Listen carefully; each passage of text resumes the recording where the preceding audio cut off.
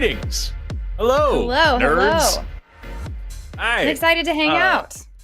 Yeah, it's going to be awesome. We're early today. Usually, we here at The Line pride ourselves on starting the show at least a few minutes late to keep you, the audience, in suspense. But today, we have decided to actually start the show early because why not? You know what I mean? I don't know which one of us is supposed to be in charge, but like I'm Forrest, and that's Eve. Hello. That's Forrest. I'm Eve. It's October 20th. This is the Sunday show after dark. It is indeed after dark because now we're getting into like fall winter vibes, and I hate it so much. I miss the sunshine. I am not into it. It's not my thing, guys. Especially after being in Finland all summer where the sun doesn't set. I'm man. What is this garbage? So yeah, that's weird. My intro. I have the same way though. I love the heat. I don't want to live anywhere where it's below 50 degrees for any reason at any time. And yet I love Halloween so much. I try to keep the spirit of Halloween alive in my heart all year round. You know what I mean? And so like, if we could just find a way to have Halloween where it's like 80 degrees outside and it's forever. Great. Oh, that sounds perfect. That's what we need. Yes. I would really love that. Yeah. I also feel like Halloween would fit better when it's just like bright all night. You know what I mean? Like, just the sun. Or like just kind of like a Twilight vibe all the time going on. Yes. It'd be sick. Donate, become a patron and become a channel member and send in your super chats. Help us atheists take over the world and spread our darkness and terror so that we can bring about eternal Halloween and heat from the fiery pits of hell. Help us do it. That's what we're here for. Yes. That's the agenda. Let the Dark Lord make the Halloween time magical year round. And give us a call tonight. We're eager to talk to some theists, especially if you want to call in and tell us what God you believe in and why. Anything along those lines. The number is 720-619-2288. And I know you guys love, because I do too, when Forrest is on here, we want the science questions and all that. And that's really fun. But the best time to call and ask Forrest that kind of stuff is when he's on Skeptalk or, the Cause I Wannas. Tonight, we are really eager, not that we won't take other calls, but we mostly would love to talk to some theists. And I know you guys are out there because we were just discussing that they're all up in our comments. Yes. Yeah. Seriously, dude, if I got a freaking call every single time somebody got into my comments telling me that they could like absolutely debunk evolution and no problem, and that it's all these fairy tales and science and that they can prove God no matter what, if every one of them would actually call in, we'd have a show forever. We have no problem. But it just stands to reason for some freaking reason we have in the chat every single time I'm on 30 people getting muted in the chat for posting and proselytizing, talking about Jesus, and they don't call in. I don't know why. It's a sad time. Also, it's not like we're scary. I feel like we're two of the most chill, like calm. You're me. I'm the scary one. Yeah. Yeah. No, you're the chill. Look at me. I'm frightening looking, and I bring also a lot of like heat and anger. I'm a very angry person. Very fiery. Clearly. So angry. Yeah. I don't know. Yeah. I feel like the issue call and chat. It would be a nice time. I'm feeling very calm. I'm feeling like, the winter thing is happening and I have to just accept it. So let's actually have a conversation, you guys. Good. Do we already have, let's see. I also would The lines are what? I'm sorry, go ahead. I was going to say the lines are pretty full. Like we've already got a bunch of and I don't see any theist callers at this moment. But who knows? Some of them are still being screened. I want somebody to call and debunk evolution, to tell you, like prove to you that there's a creator. That would be beautiful. It would be great. I'd be all about it. Yeah. Finally. And maybe we can sign them up for a Nobel Prize or something too while they're at it. Right? Are you seeing these calls? Is there anything that looks especially interesting to you so far? I know we've got a bunch going through screening right now. Yeah, I mean, like a couple of them are evolution, but they're from an atheist perspective and they're just asking science questions. So, like those people, please understand, we're going to prioritize these calls. It may be a while before we get to your call, or you can call back on Skeptalk. That's also cool because Skeptalk is the time that I can actually dig into things and answer questions in long form. There's one about aliens, and there's one person in the screening room right now who I can see from their call history may be a theist caller. Do you want to jump into the aliens one and start from there? I've never had an alien conversation, so I don't know where this is going to go. It'll be the first one in my life, and you all get to watch it. The call screen is not elucidating exactly what this call is about. We're going to see what's happening. We're going to go with Steve, pronouns he, him, calling in from Nuanced Eels, who is talking about alien signals from Proxima Centauri B. Steve, you are on the line with Eve and Forrest. How you doing? Yeah. Hey, Forrest. Hi, Eve. Thanks for having me. And I was calling about a alien signal. It was first picked up by the Parkes telescope in 2019. And the signal was lasted about 5 hours, and it was in a very narrow band frequency of 982 megahertz. And then the breakthrough listening candidate one is the one that analyzed the signal and found that this signal was shifting away at the same speed as the Proxima B planet was orbiting. And so the speed of the signal was too slow to have been from an airspeed of an aircraft, but too quick to have been ground-based. So it had to have been coming from this planet. Have we spoken before? Oh yeah, we have. This is a whole different subject, though. It's not about simulation. You sound familiar. Yeah, simulations and space octopuses and all sorts of stuff. Yeah. Right. No, this is totally different. This is a totally different subject. So right off the bat. Go ahead. I'm sorry. I was just going to say, please revisit every other time we've spoken. And I said, like, here's this thing that somebody said, and it may not be real. It may be real. Who knows? I just found an article from space.com that is titled "Mysterious Radio Signal from Proxima Centauri was definitely not aliens. The signal appears to have earthly origin." And it goes into detail about that. It was terrestrial interference. If this was real and if this was aliens, NASA would be all over it. I have plenty of astrophysicist friends and astrobiologist friends. They would be all over it. Professional and amateur science alike would be all over it. The fact that you're not hearing everybody confirming this is definitely aliens is because it seems to me, just from a tertiary reading of the literature, not in literature, just like what's coming up on a easy Google search. Here's from the SETI Institute, the thing about searching for extraterrestrial life, and it ain't aliens. If this was a real thing, I guarantee we'd know. But remember a little while ago when we found phosphine on Venus and we were like, hey, this could potentially be life. And all the scientists were like, it could, but don't think that it is until we have any kind of proof. This is even less serious than that. It's not even a serious biomolecule. It's just a signal. And everybody here that is way smarter than me is saying that it definitely isn't aliens. Professor Simon Holland on his YouTube channel has audio. I can play it on my phone. I can give you. You can listen to the audio clip. It's an audio representation. We don't care how it sounds, Steve. I super don't care. It's the beginning of the signal. Yeah, are you there? I don't care. Yeah. I'm sorry, Eve. You go ahead. Because even if it sounded like something interesting, which I don't know what we would qualify that as, like, I have no idea. It could sound like anything, and that has no, it has nothing to do with what scientists have actually discovered about the sound. And what I was able to look it up very quickly, very easily, and they're saying that it's just terrestrial interference, that it's not what alien. They initially dismissed it as. But the signal, the Doppler shift speed of the signal is the same as the rotational speed of Proxima Centauri B. So that tells me right there the signal is coming from the planet. Sophia Sheik, a postdoctoral researcher who was the lead author on the technosignature verification framework article that you're talking about.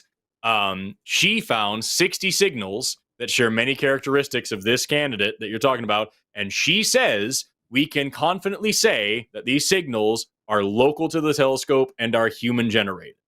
The signals are spaced at regular frequency intervals in the data. These intervals appear to correspond to multiples of frequencies with oscillators that are commonly used in various electronic devices. The evidence suggests the signal interference from human technology, although we are unable to identify a specific source. So the person who published the thing that you are referencing says, it ain't aliens. Do you have any training or any expertise or any reason for me to take you more seriously than the postdoctoral researcher who published the thing? Well, I think you should take Professor Simon Holland seriously. What does this person know more than the person who did the research initially? Because he has insider information from SETI, and they're in a race with the Chinese organization setting the signal fast. What I just read to you was from the SETI website. Confirm the signal. What I just read to you is from the SETI website. And here's the thing. What I just read to you is from the SETI website. And if you're seriously going to sit here and say that there's some deep conspiracy because some guy in a YouTube video said there is, I'm not going to take you any more seriously than I already do, which isn't a lot.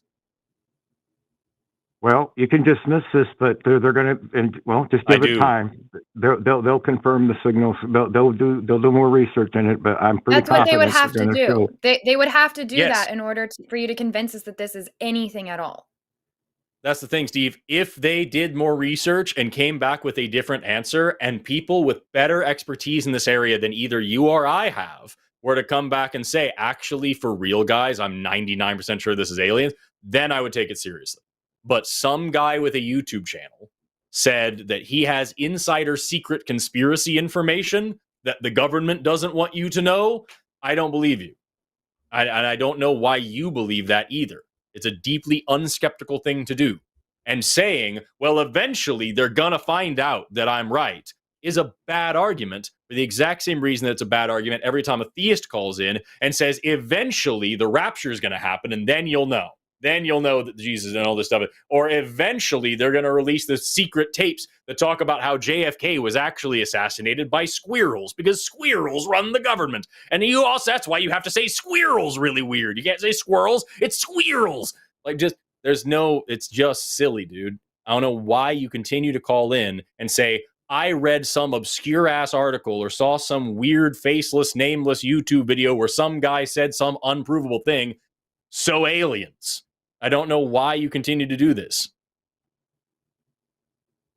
Okay, well, we'll see. Let's give it time. Maybe I called a little too premature on this. And then that rapture subject's a whole different topic for a whole different day, but we should have non-Christian co-pilots in planes, just in the off chance that's true, so planes won't be falling out of the sky when the rapture happens. Are you serious? So wait, honestly? you think that your God designed a universe in which we need to make sure that some people are not Christians, even though the Bible says that you're supposed to make sure everybody's a Christian, so that planes don't fall out of the sky? How did he mess that up so hard in his plan? Well, I'm not saying it's true. I'm just saying in the off chance it is. We should have Christian co-pilots to take over the plane, so we don't have planes. What about the off chance that there? What about this rumor that all airplanes are going to turn into snakes? They're just going to all of a sudden turn into a snake. I've heard that. I saw a YouTube video about that. Yes. Movie. Yeah. I watched that. So I had, what was that guy's name? No. There's not going to be snakes on the plane. Actually turn the metal. The plane is going to turn into snakes. So why are we not doing something about that? Just on the off chance that it happens. That's just a metaphor. I saw a guy. I have some other. That's just a metaphor. No, I saw a guy with a PhD said it was going to happen on a YouTube video, and they're secret. It's secret. They're hiding. Why are we not doing something? I'll have to research that. I'll watch it. I don't want you to watch it because you'd fucking believe it, Steve. That's the problem. Is that if that video actually existed, you'd fucking believe it. When is the right time to believe a thing, Steve?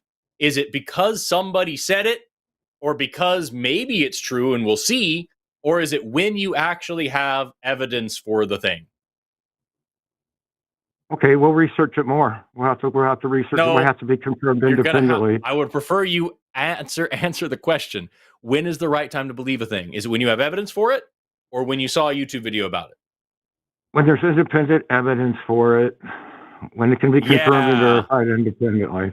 Yeah, it's that. And every single time you call in, that's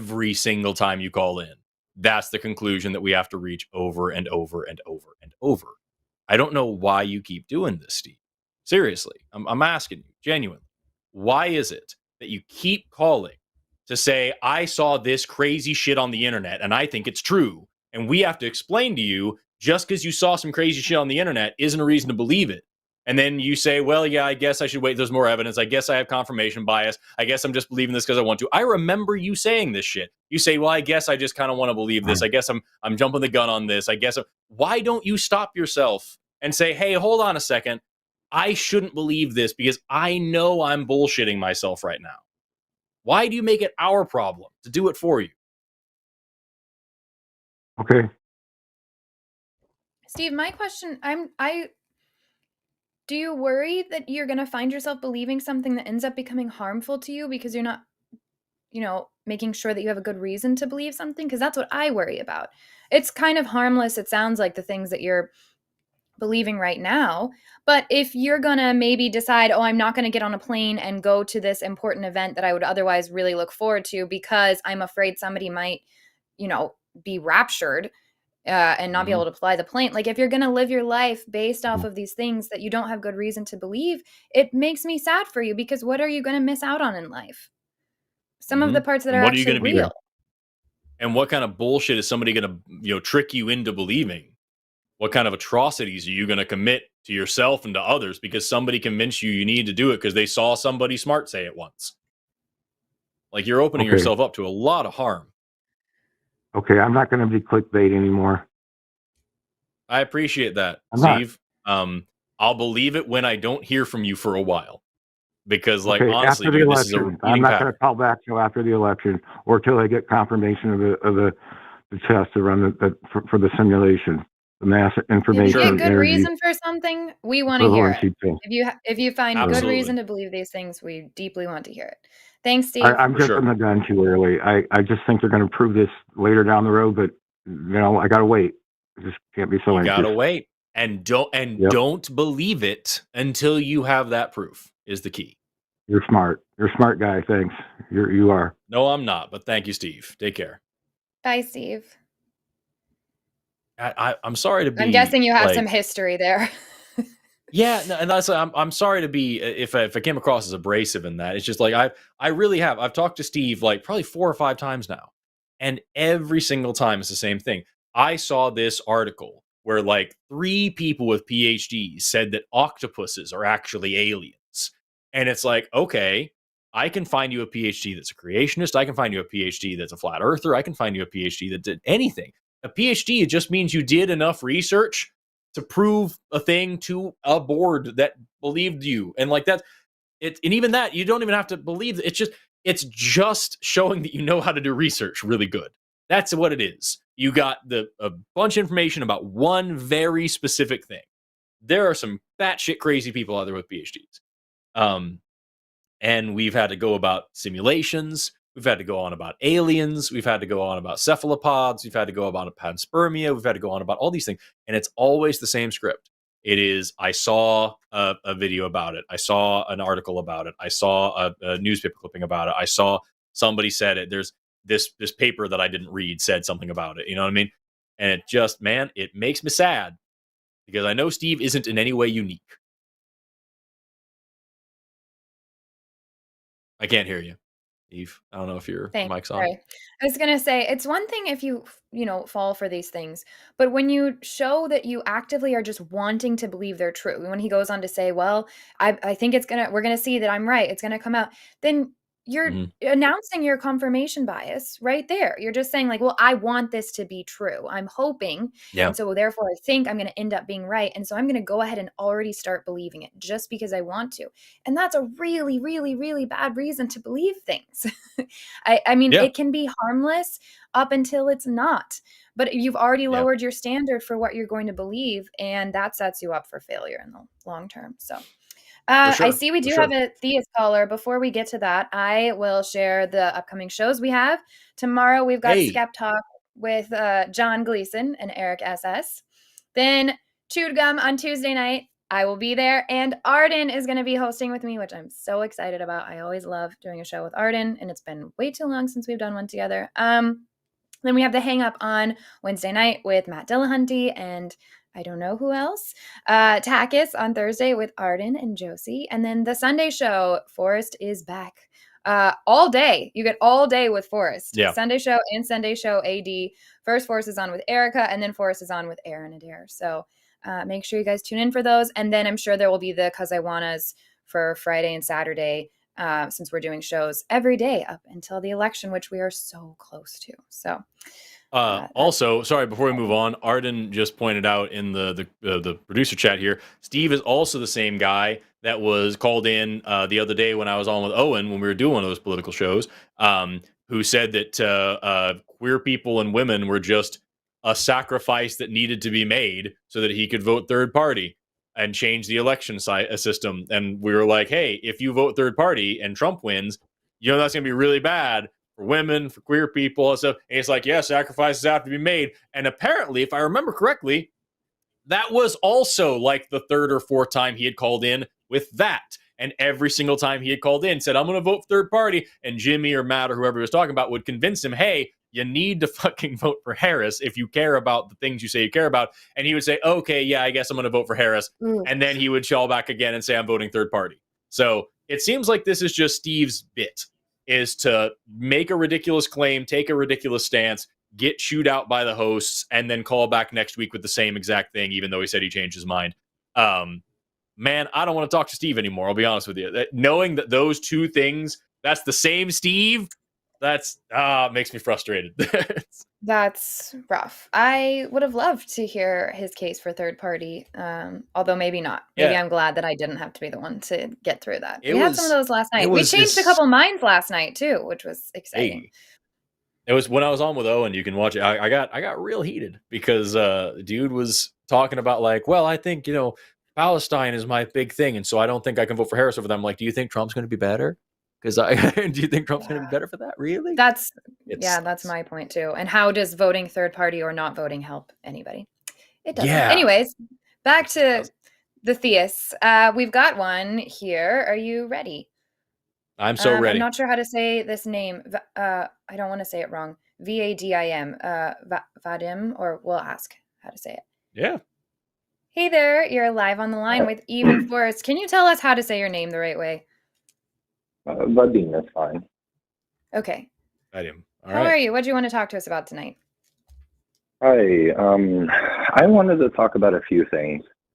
So I'm a theist, and I debate with other theists.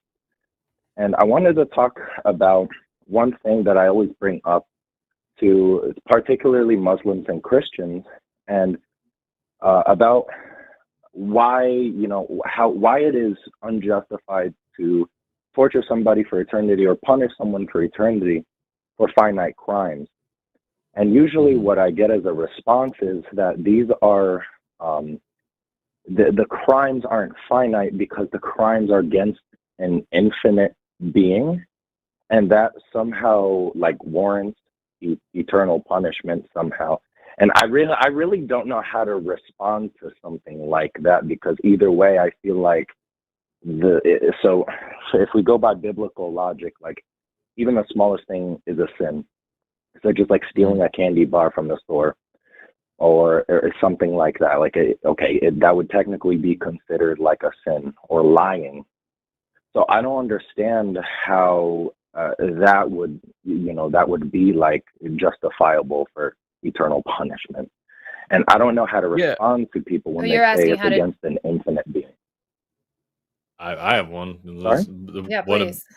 a big poopy baby this infinite being is, that its ego is so weak and fragile that it has to hurt you real bad forever because you were mean to it. That's my big thing. Like, it's, the morality, I'm 100% on your side in that respect, that the morality of it is completely out of whack. The idea that you are going to punish someone internally because they did something finite is ridiculous. The idea of hell in general is ridiculous, but especially as an eternal torture is a particularly cruel, stupid, and absurd. And as someone who does shows like this a lot, I have also been faced with that. That, like, oh no, it's just because he is an eternal being and God is eternal, therefore your punishment must be. What an asshole. That doesn't make it better. There's no logic there. You just made him more of a dick, because if he's gonna be this super all-encompassing eternal being, then it should be wiser than to behave like a super-powered toddler. That's my take on it. Eve, do you have something better? No, I mean, I just think that what's the use of a God that only offers accountability that doesn't actually impact anything that happened or is ever going to happen again? So now you've created a being. If this God is all knowing, like they claim, then it knew when it made that being that it was going to end up eternally tormented or punished or whatever. And he made that being anyway. So that means you have a creator making things purely for the sake of sending them to eternal punishment. And if you believe in that God, like, that's where we get into a whole nother debate. But if you believe in that God and you're choosing to worship it, then I think you're on the wrong side of morality. For sure. Yeah, I definitely 100% agree with you. However, I don't think the concept of hell in itself is, well, so for example, if we go to Hinduism, the concept of hell in, like, Hinduism, like in Naraka, as they call it, it's different greatly from, like, for example, the Christian hell. Would you personally say that the concept of, like, afterlife punishment, we'll call it, is still, like, unjustified? So, like, let's say I did something really bad to somebody. Of course, you and I both agree that, that person doesn't deserve to be punished infinitely, because infinite punishment, it's kind of like an oxymoron is the word, because punishment is meant to rectify. That's the goal of punishment, in my eyes at least. So would you personally say that the concept of limited, like, punishment for, like, an afterlife, would you still consider that to be unjustifiable? I mean, more importantly, I just don't think that we have any reason to believe in any afterlife. So it's hard for me to even go down that thought experiment. If I do go down that thought experiment, I just think it doesn't make any sense to have a God only hold its beings accountable in the afterlife, not in the life where these things are actually happening and occurring. So that would be my first thought. It also depends on what the punishment is. It depends on what the crime, like, these would be very nuanced things. But most importantly, I just see no reason to believe that there is any kind of afterlife. And I also don't see how that's useful to us here and now. I would also throw out that, like, if someone's going to, even in that scenario where, like, oh, there's a minuscule punishment after death, there's this, temporally isolated punishment after whatever. My question is still, by what right does this God exert this punishment? Who the hell put this guy in charge? What does he think that he has over me to exert punishment? This God's sins far outweigh my own. They're talking about the maniac who drowned the whole planet because some people misbehaved. I'm sorry, I don't give a fuck what you think of me or what you think of my sins, because the definition of sin is going against God's will. I don't give a fuck about God's will, therefore I don't give a fuck about sin. So, like, if this guy is sitting here watching every bit of torture and rape and murder and evil all throughout the world, watching millions of people starve to death, watching as countries bomb each other into oblivion, and is then going to look at me and be like, yeah, but you masturbated, so after you're dead, I'm going to find a way to fucking torture you or something like that. Who the fuck are you? I don't answer to you. I don't answer to that. And God may judge me, but his sins far outweigh mine. And I have a saying that I like to live by. I don't take advice, or pardon me, I don't take criticism from anybody that I wouldn't also take advice from. And I certainly wouldn't take any advice from the God of the Bible or the Quran. They are monsters. So I'm definitely not going to take their criticism either. And if you're talking about, well, maybe they just have this little bit of punishment, what gives you the right to judge me, let alone punish me? Mm-hmm. I'm a better person than this God. 100%. If anybody's going to answer to anybody, 100%. This God should be answering to us. Yeah, and I guess that kind of goes kind of back to my beliefs. Like I guess what you would call a polytheist, but but maybe an atheist in the sense that I don't believe in a creator deity. And Okay. I believe that I guess these deities are imperfect, so they have the same imperfections as us. And you read of all these stories, like in the myths and stuff like that, about these gods. Even though they're not seen as perfect, they still punish us. So I can kind of sympathize with where you're coming from. Like, who are these beings, or being, or who, whatever it may be. Like, who are they to punish? Yeah, Yep. if they're like imperfect, like I am. So, what you said, it really kind of made me think a little bit. So I appreciate that. We're here to help. I appreciate you. You are calling in as a theist. Would you like to talk about what you believe and why you believe it? That is not what you called about, so I'm not going to pressure you on it if you don't want to talk about it. But if you'd like to, we'd be happy to hash that out with you as well. Oh, absolutely. Yeah, I'd be more than happy to talk about that. So you said that you believe in imperfect deities. Why do you believe that those imperfect deities exist? So I have no other argument other than the personal experience, and personally experiencing said deities and them appearing to me and things like that. So I think it's called like a personal gnosis, I guess you would call it. I'm not sure if that's the correct term. But yeah, that's basically what I believe. And I have had experience with the said spirits. How did you determine that you were having experience with imperfect deities and not, an hallucination or a lapse in memory or, a myriad of other things that I'm sure you would say somebody else was having if they claimed something that was contradictory to what you experienced? Sure. So I suffer a lot from like mental illness.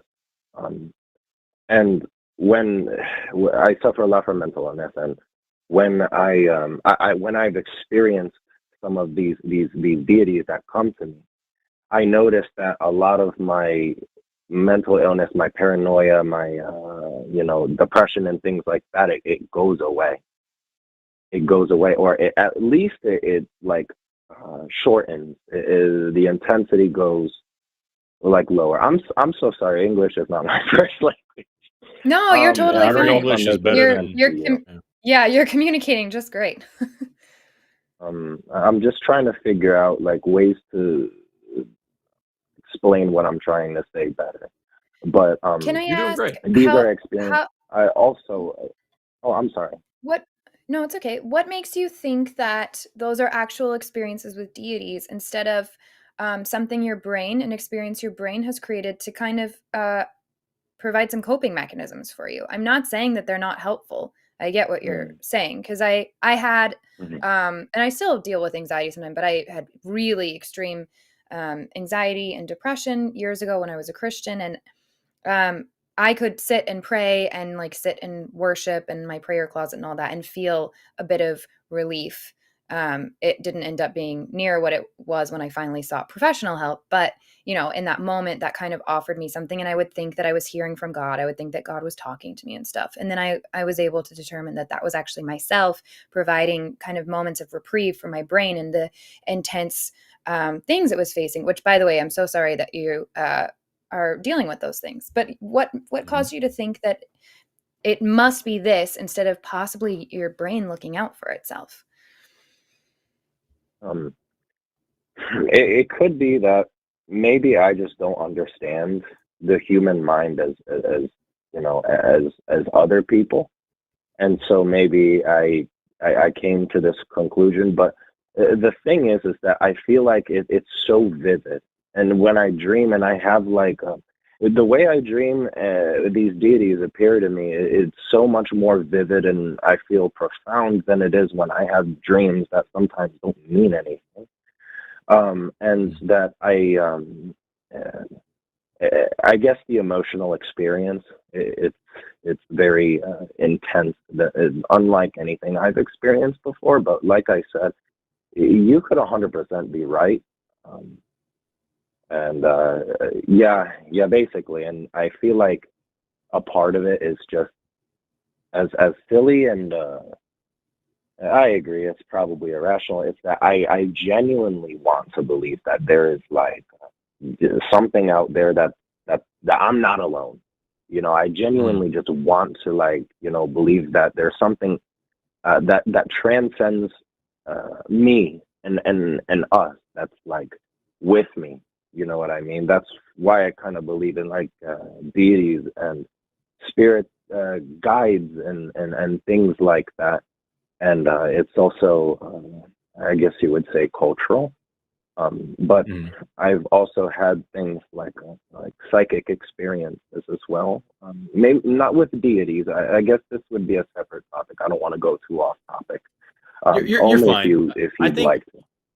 So I think what's really important, Vadim, is that like what you're saying is you brought up that you have some struggles with mental illness and whatnot, and I appreciate you being so open with us about that.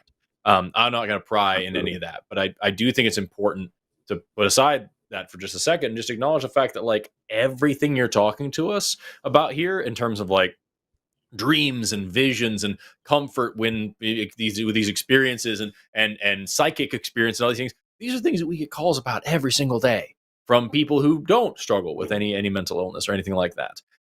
So like I think that you know what Eve was talking about is really, really poignant and important, and I think that you know don't write it off.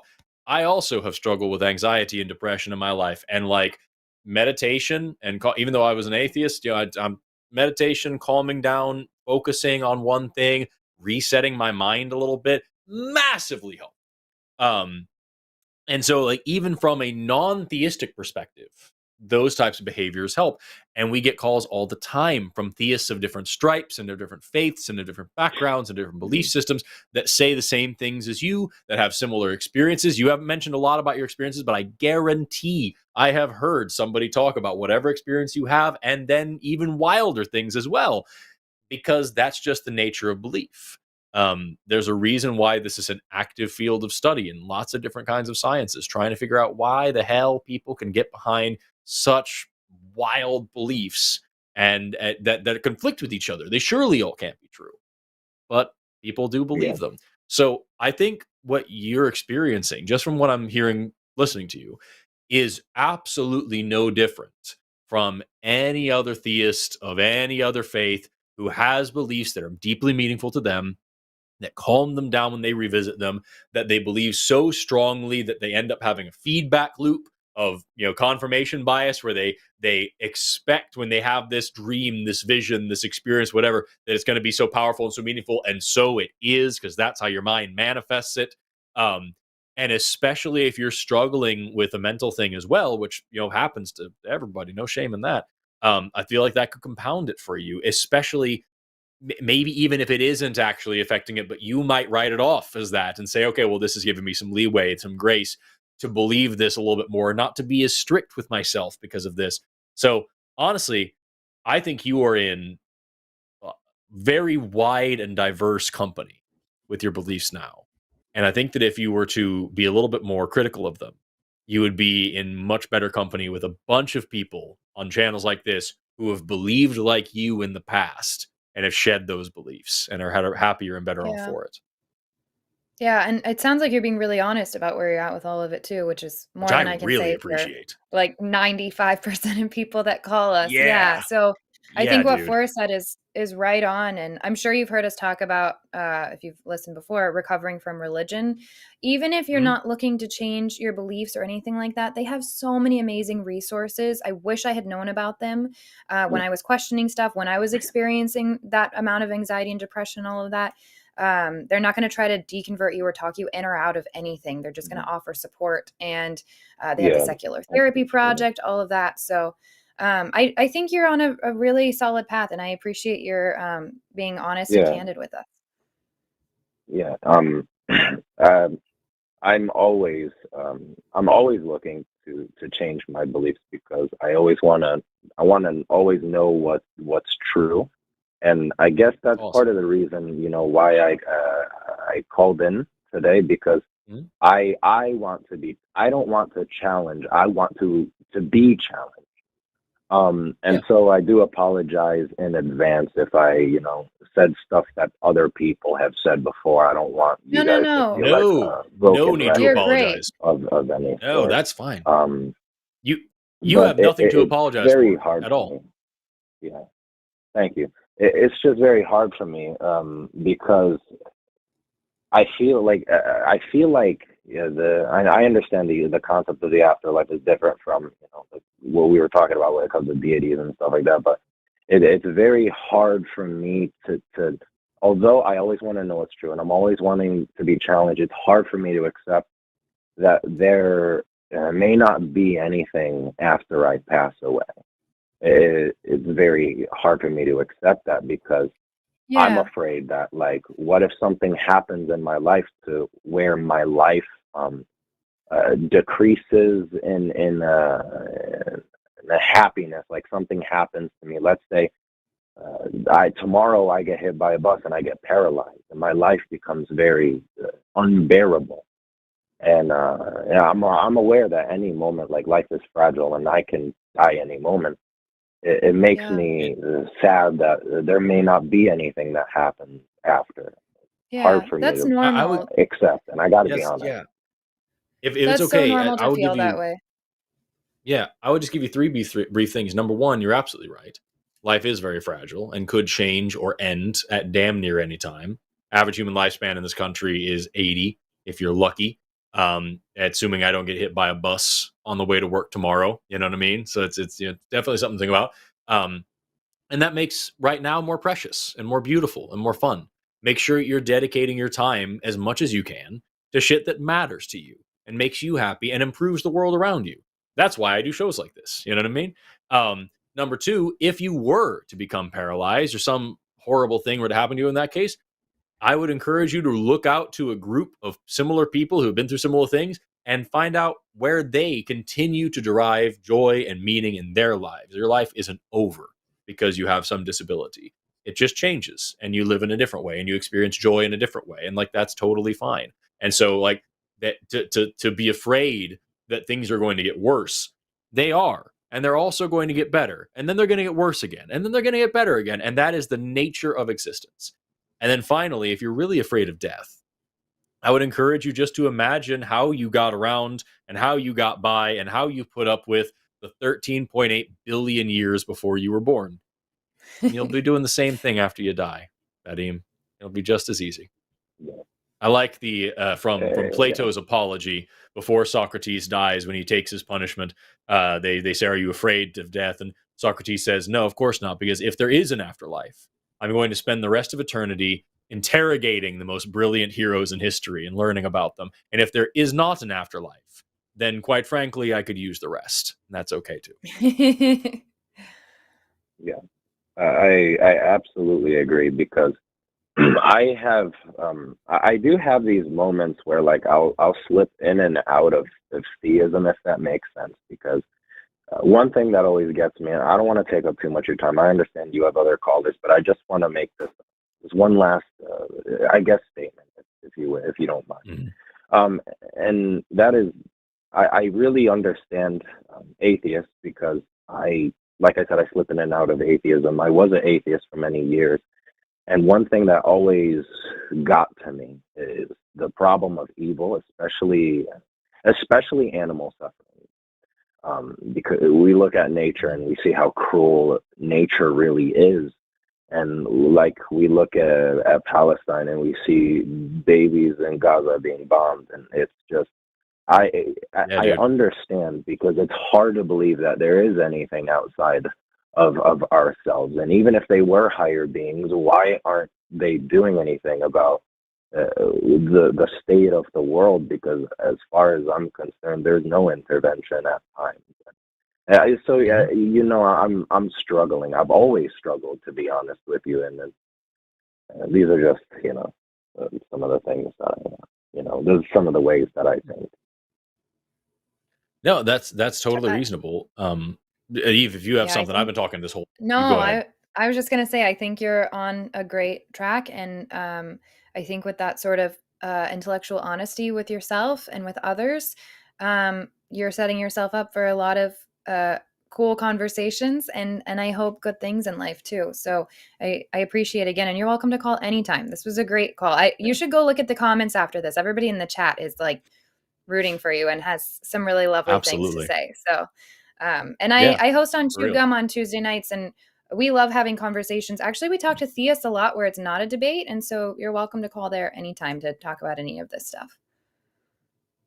Awesome. Fantastic. I really appreciate your time. I think you guys have a very good contribution to the world, and challenging some of these really harmful thoughts that people have. And I think it really makes people think. Actually, watching this show, it was one of the reasons I deconverted from Christianity. And although I'm not an atheist, I still have I feel like a lot less harmful of those views. So I just wanted to say love to hear that for your contribution. Of course. So, I think you're on the right track, Steve. Thank you very I think much. you're going to be just fine. Take care, dude. Bye. Awesome. Bye. Thank you so much. Take care of yourself. Goodbye. Later. You too. Bye-bye. What a lovely caller. Can all the calls be that? That was lovely. Can all theists be like that, please? You have way less issues. Oh, also, I meant to say this. Vadim, if you're still listening, I saw you're in Georgia. I beg of you to go vote. Yes. If you want to tell me why you wouldn't vote for Harris, call one of the other times when I'm on. But please, speaking of like doing things to make the world a better place, you are in a place where they need your vote. And I urge you to. It sounds like you're a pretty smart guy. I hope that you're already planning to do that. I'm going to keep saying that. We're so close, guys. We're so close to election time. Makes me nervous. Man, if we could do more calls like that just all night long, that'd be phenomenal. I've been doing pretty good at sitting still the past few shows, and I am doing bad right now. I'm doing this with my upper body. Both of my legs are at the jazz club right now. Yeah, nice. Both of my legs are bouncing like crazy. I am burning 1,000 calories for the show, and I can't stop. I'm sitting on my legs because otherwise I'm like down here, and I'm gonna have to like fix my camera in a second because I can feel my legs falling asleep, and I know what's gonna happen like in the middle of a really intense call, and then I'm gonna look like I'm fidgeting. Yeah. The things us hosts go through. I've actually been practicing. I am constantly like all over the place, and like I've been practicing as much as I can to sit chilly during shows, and it's just not me. It's difficult. Dance. I think we should put a little background music. Do you see any caller that you're especially interested in, or we can just go to the next theist? I gotta be honest with you. I am looking at the theist, and like I'm looking at line number 5 because like that one, holy crap, dude. Like that sucks. So like, yeah, I'm down with that one. Let's talk to Max. We got Max, pronouns he, him, calling in from, oh, wait, did we lose Max just now? Oh no. Yeah, it just dropped to terminated. Well, flip, dude. I hope Max calls back because we were going to talk to you. Yeah, that's a bad time. Instead, similar vein, I guess, is number 6. Or do you want to do? I'll let you choose because I don't know. I've got a bunch.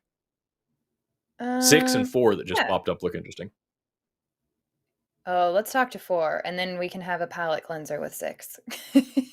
Okay, We've got All right. Eric, pronouns he, him, calling in from Montreal, Canada. The entire call screen just says God exists. That's it. Eric, you're on the line with Forrest and Eve. How are you doing today? Good. What about you? Never had a bad day, dude. I am Perfect. curious to know which God are you talking about? Yeah, that was my question too. Yeah, so I'm a Christian. I'm an Orthodox Christian, so I'm a follower of Jesus. Triune Okay. God, Father, Son, Holy Spirit. Those are several things. But we'll stick with the one, I guess, for now. Just so I understand, because I have never been a Christian, so I'm going to trust Eve in your experience quite a bit more here. I just want to make sure I'm on the same page. You're talking about Jesus. Jesus is God, but also the God of the Old Testament is continuous or is a separate character. Where are you coming from? Because I've talked to Christians who believe both. Perfect. So here I believe that Jesus is the Son of God. I believe that God is one being, three persons, all of them different, distinct from themselves in personhood, but united in one being, one essence. Strange. Like the executive, judicial, and legislative branches of the government. Is that an analogy? I'm genuinely asking. Is that an analogy, or is that not at all how it works? Well, if you expect God to be like anything He created, then why do you talk about God? If you expect theology to be comparable to any creation, then how is it uncomparable? I don't think it is uncomparable, but that's just well, me. I don't know. Yeah, that's exactly. That's kind of the thing, man. And like, I'm not going to get too in the weeds on this because honestly, I could do this whole call trying to figure out what the hell the Trinitarian view is. I don't get it, but like, I think like just that, if we can very briefly, like that's the whole point of the endeavor of science. The universe is beyond comparison. It is what the universe is, but we make little analogies and little models and things in order to understand it better. So like, I'm trying to understand the God you're talking about here, or gods. Yes. I'm trying to understand that whatever it is. And so like, yeah, we have little models to draw a comparison to better understand it better. I'm not saying your God is a government. Of course, I'm just saying, like, is that a fair analogy? Is that how you see it? Like the government is I one can give thing you a better which has way three to, chunks that are things. I can give you a better way to see it. Okay. Yeah. Right. So first of all, you need to understand the difference between a being and a person, right? So a being is the state of existence of something. It what makes something what it is. And a person, it what makes something who it is. Perfect? So now, for example, a rock is a being. In the literal sense, a rock is a rocky being. But you cannot define who it is.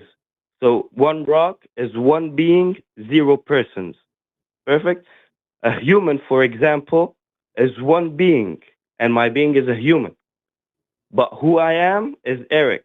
So a human is one being and one person. God, for example, He is uncomparable to those things. God is one being, one God, one divine nature, three persons: Father, Son, Holy Spirit. So it's a multiple personality situation. Exactly. Tight. Okay, I can get behind so that. how do we know that this being exists? Yeah, so I looked at some of your videos, actually, Eve, and I saw you talking about how immoral the God of Christianity is, and how you left Christianity to be a more moral person, right? So can I just know what? Yeah, but I'm really interested in you answering my question. How do you know that God exists, that being that you say?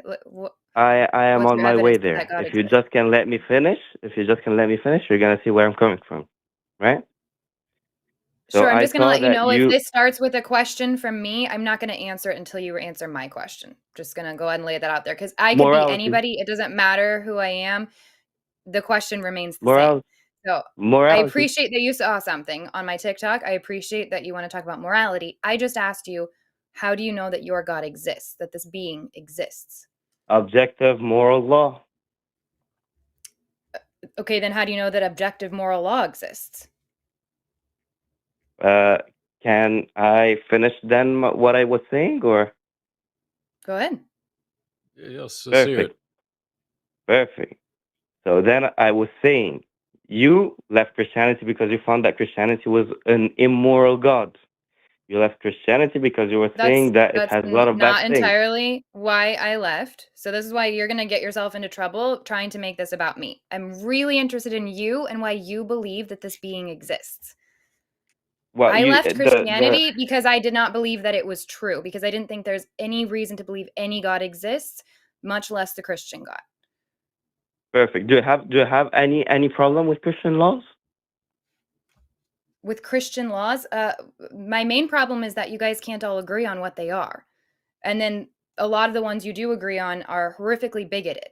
And then you ignore the ones that allowed for horrific things to happen throughout history. And then you guys decided to stop using those laws in the Bible. Perfect. But I like your don't answer understand. so much. Cool. I don't want this to turn into a thing where you're asking me questions when you continue to be rude and not answer my initial question, which is, how do you know that this being exists? It feels like you're trying to dodge what I am I've the one asked being you rude now. by talking to me. It is when I've asked you a question multiple times and I'm letting you stay on the phone, but we need to actually get an answer here, and then we can get the conversation going. Perfect. I'm going to take it your way. Right. So if someone can condemn an action, then an objective moral law exists. You cannot condemn an action unless you think that this action is wrong for anyone to do. And once you believe that this action is wrong for anyone, then your relative opinion is that there is an objective moral law. Then if there is an objective moral law, there is an objective moral lawgiver. That's fundamentally untrue. Nope. Yeah. Yeah, please explain. I explained my point. Okay. I would say that somebody setting the like a prairie, there was like a big grassland, somebody setting that on fire is wrong. I don't want them to do that. However, if that person is an ecologist doing a controlled burn in order to preserve that ecosystem, that's right. And even if somebody else who isn't trained in that area was setting the field on fire for that reason, I would still say it's wrong because they don't have the prerequisite training necessary to do that thing appropriately. So if I'm going to condemn an action, it has a lot to do with who's doing the action, why they're doing the action, what are the circumstances of the action. Very, very few things exist that I would say universally across the board are bad or are wrong to do. There are very few things that fall in that category. So like for me to condemn an action does not mean that I believe in an objective moral law in any way. It just means that I am a thinking person existing in this world. Okay, perfect. So if you condemn a raper, for example, I'm sorry for using this example. I know it's a horrific action, but I'm just using it for the sake of argument. All right? Sure. So if you condemn a raper, someone who raped, this is a horrific action. Do you believe that rape is wrong for anybody in any circumstance? Yeah, that's one of the things that I would say is universally wrong. However, that falls back on a different principle, which is bodily autonomy, which then can also apply to a lot of other things. So I do have universal moral principles, but I don't believe in an objective moral law. I think that morality is always best when it is like reasoned, discussed, debated, figured out. Go ahead, Eve. I see you trying to say something. An objective moral law can have several claims. You just change the vocabulary to a universal moral law. It doesn't change anything, right? So if you believe Eric, that the action here's what of Forrest raping, and I. But Forrest and I are rooting our morality in ideas surrounding harm reduction. So it's not that our morality isn't rooted in something. Yours is rooted in your interpretation of this one specific religion, of which there are, as you know, thousands and thousands of denominations that will disagree with you on what laws come from God. You don't have this objective standard that you claim to have that's calling all the shots because you don't have evidence of it, which is what I'm asking you for. What is your evidence that this being that you're claiming you root your objective morality in, where is this being? What's your evidence of it? having several claims of an objective morality doesn't disprove God or doesn't disprove objective morality, but those claims need to be investigated. You guys said that your moral principles are rooted in something. However, can you tell me on what basis do you guys believe that rape should be wrong for everybody? If you Because guys it I goes believe in literally against the said that just a consent second and it ago. harms a person. We can look at studies that show exactly how it damages the person's brain. okay, perfect. It doesn't give I me an literally answer. just Okay, on explained what that a basis second does ago. harming a person is wrong? On what basis do you tell me that harming a person is Because wrong? we've decided that we Eric, want to survive as a species. And Forrest said all We of this to didn't. you We already. never decided this. I said You that have a second ago. someone I from said that 1939 to 19. Go ahead. I'm I sorry for said that cutting it you. violates I said that it violates bodily autonomy. And Eve just pointed out it violates consent. Those are our universal moral principles. Bodily autonomy, consent, preservation of health and well-being. Those are things we can ground our morality in that are universal, and at least something in terms of like health and well-being is objective. Where do you get the idea from? Where do you draw the edict that rape is wrong? Why do you believe that? I believe that we were all created in the image of God with the same value. You can see in Galatians, there is no Greek or Gentile. There is no male That or doesn't tell me female. anything There yet. is no slave or You're not free, for answering our you are all questions, one in Eric. Christ Jesus. That So doesn't answer I am anything. We answering can the question. all If one you guys rapist. didn't interrupt me and let me answer the question, you would find every answer that you guys are searching for.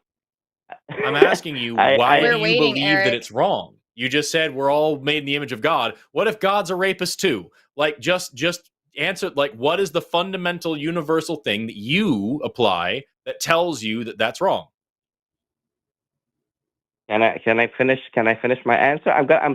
You're gonna find a very good answer at the end of my I'd hope you'd statement. actually answer it and not just Eric, you're preach. wasting our time. Every time you ask if you can go ahead, just start giving us answers. And then we I won't know have I'm to ask wasting your you to time keep because till going. now I'm the one who doesn't know how to answer. Huh?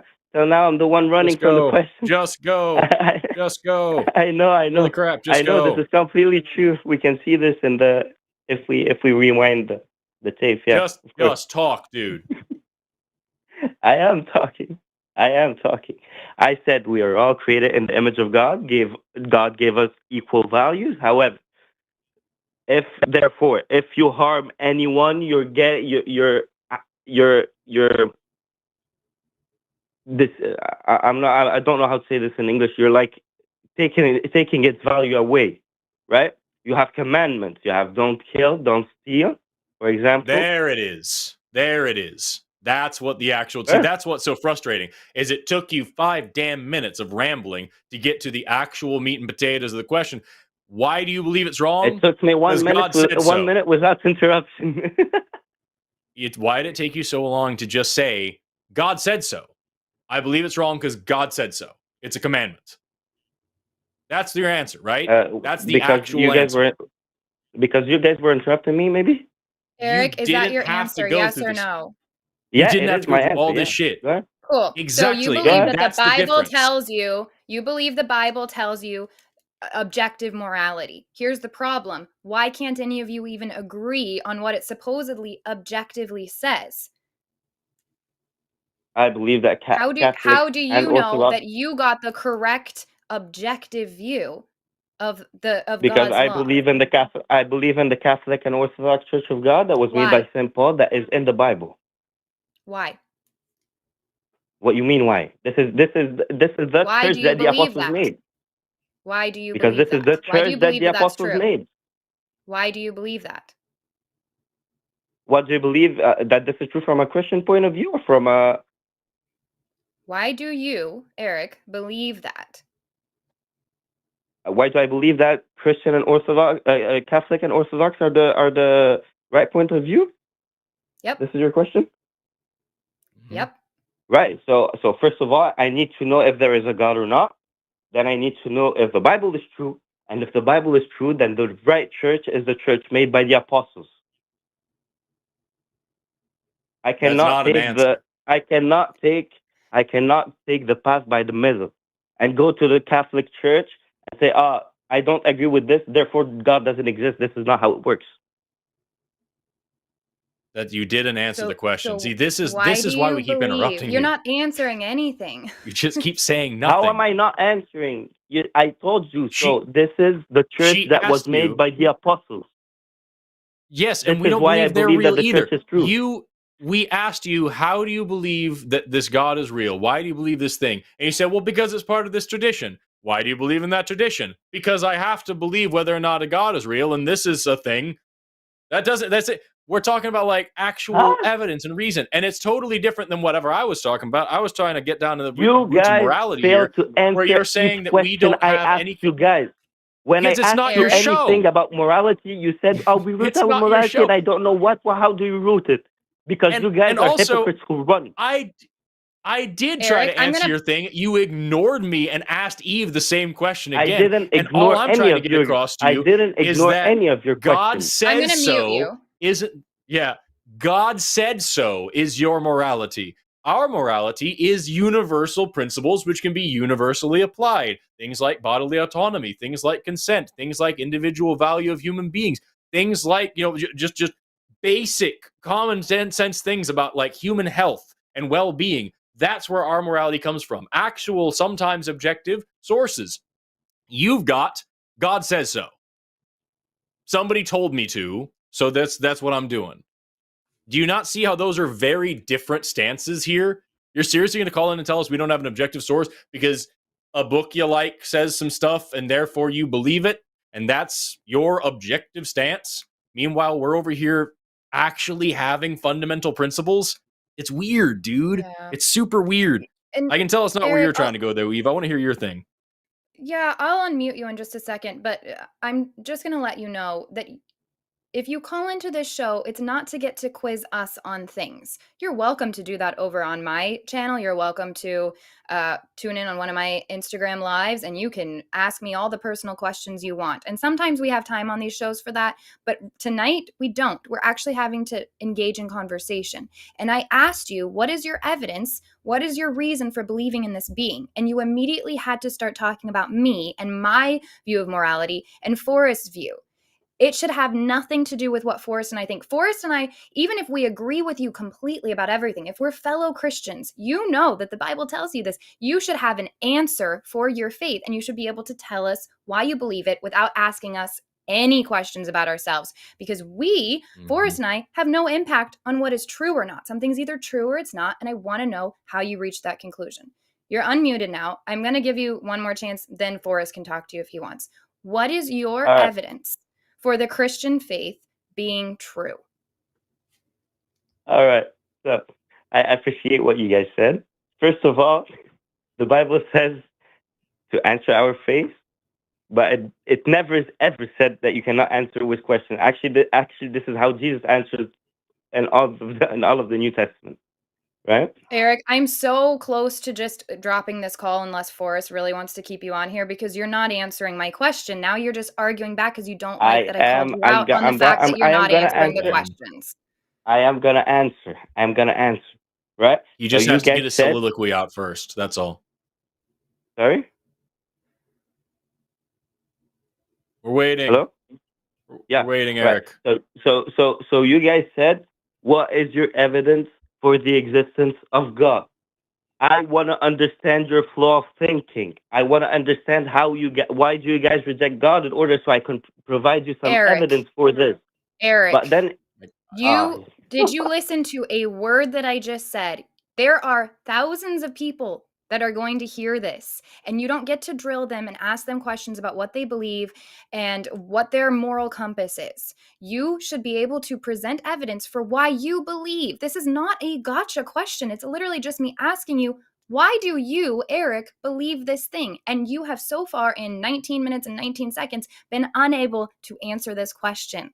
And you're understandably frustrated that you're not answering, but you still won't do it. I can answer your question. I have said because of I believe in a moral objective law. I believe that no one can harm each other. You guys said so. But when you go to Egypt, a husband can harm his wife if she doesn't please him. How are you going to impose your law on him? You have no basis, no ground to condemn those laws. I do. Yes, we You do, on guys the don't, basis but Yes, of it we however harms do. other condemn humans. them, And we've there explained is a this to you, Eric. You're conflict being in your so ideology. dishonest. It's absolutely disgusting. See, this is what's so frustrating, Eric. This is why we have to keep interrupting you, because we have answered that and we have explained how we can condemn that like 4 times now, thoroughly, and you keep ignoring it. We've explained You over and said over that we some. care about I'm sorry consent and to say bodily this, but autonomy. Nope, you we're said going to some mute you again because it's just the same shit over and over. You're muted again. I doubt you're actually listening. I bet you're still talking. Again, we talked about autonomy. We talked about consent. We talked about harm to other human beings. We talked about physical and bodily harm. We talked about mental and physical well-being. We talked about all these things that we ground our morality in. Your morality is God said so. So for us, we go see somebody beating his wife. We can say that violates bodily autonomy. That violates consent. That's causing harm to another human being. We do not think this is right. Your only argument is the wrong God said it. If I believed in that God, then I'd say he was right for doing it because that God said he could do it. And if he believed in my God, he wouldn't be doing it. And that's the only reason why it's wrong, because it goes against what my preferred version of my preferred interpretation, of my preferred translation, of my preferred sect, of my preferred denomination, of my preferred religious tradition says. That's all you've got. You've got 40,000 denominations of Christianity. You are in one of them. And your preferred interpretation of that is the only moral ground that you're actually calling in and defending, while continuously ignoring what we are actually telling you and telling us that we have a flaw in our morality because it isn't what you think we were gonna say.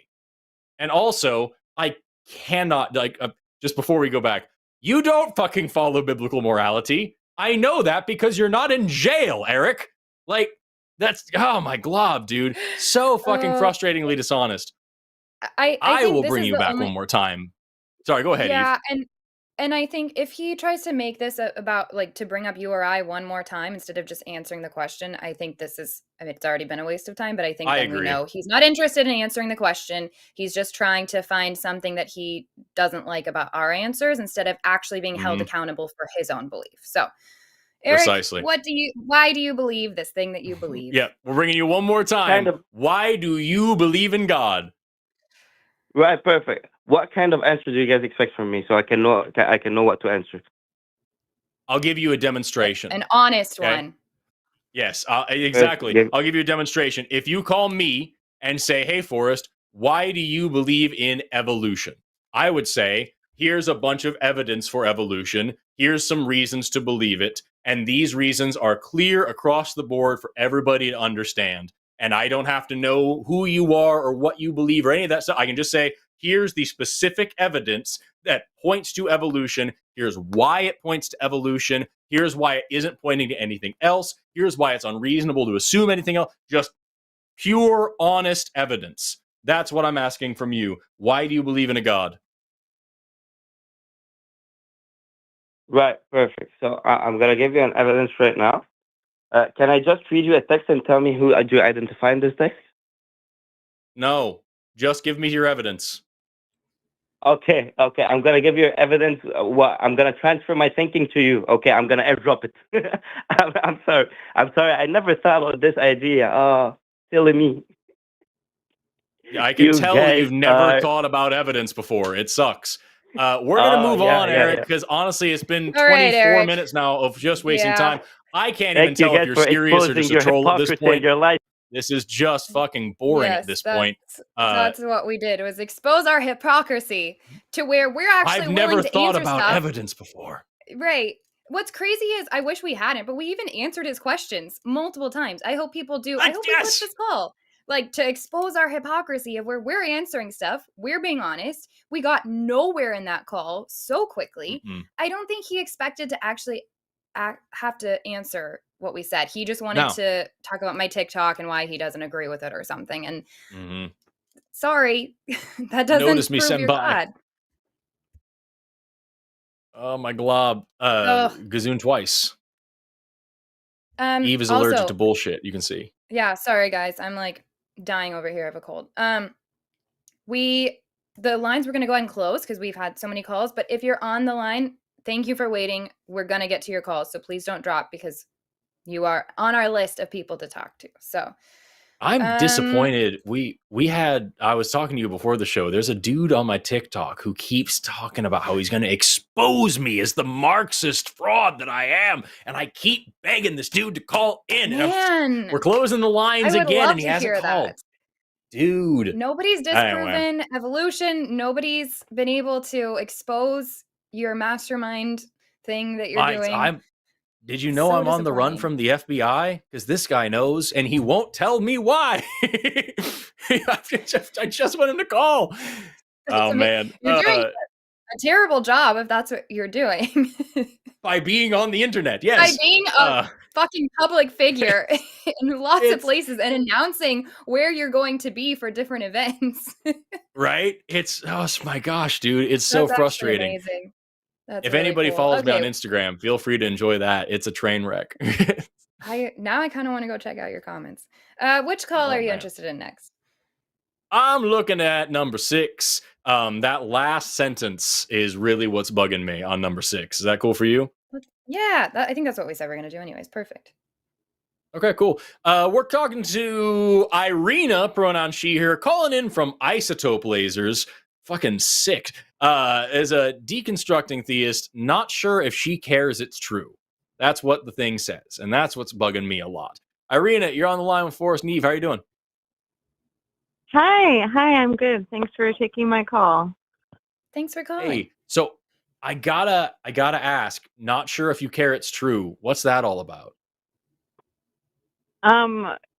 Well, even before I was really deconstructing more, sort of figuring out that line between what I thought was maybe something spiritual versus what I thought was maybe, like something coincidental or the influence of my subconscious. I just, I don't know.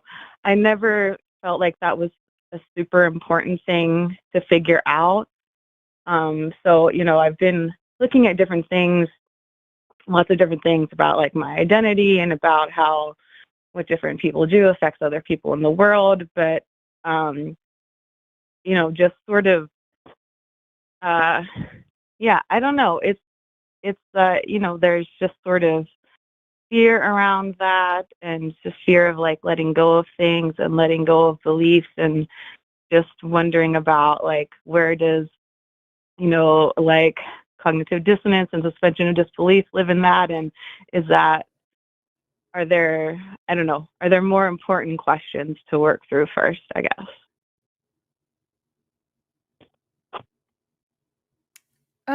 So I'll ask for a little bit of your background. So how did you grow up? Were you Christian, or I'd love to hear a little bit of your, like the elevator pitch of kind of how you've ended up where you're at. Yeah, absolutely. So I grew up in a rural place where, like, quote unquote, like everyone was Christian. So I grew up like going to a Methodist church, and then I got more into like more like spiritual sort of like mysticism, Christian things. When I was a teenager, I actually ended up going to a ministry school in Toronto after I graduated high school. We probably know some of the same people. You think so? Yeah, or at least some of the leaders, I'm sure.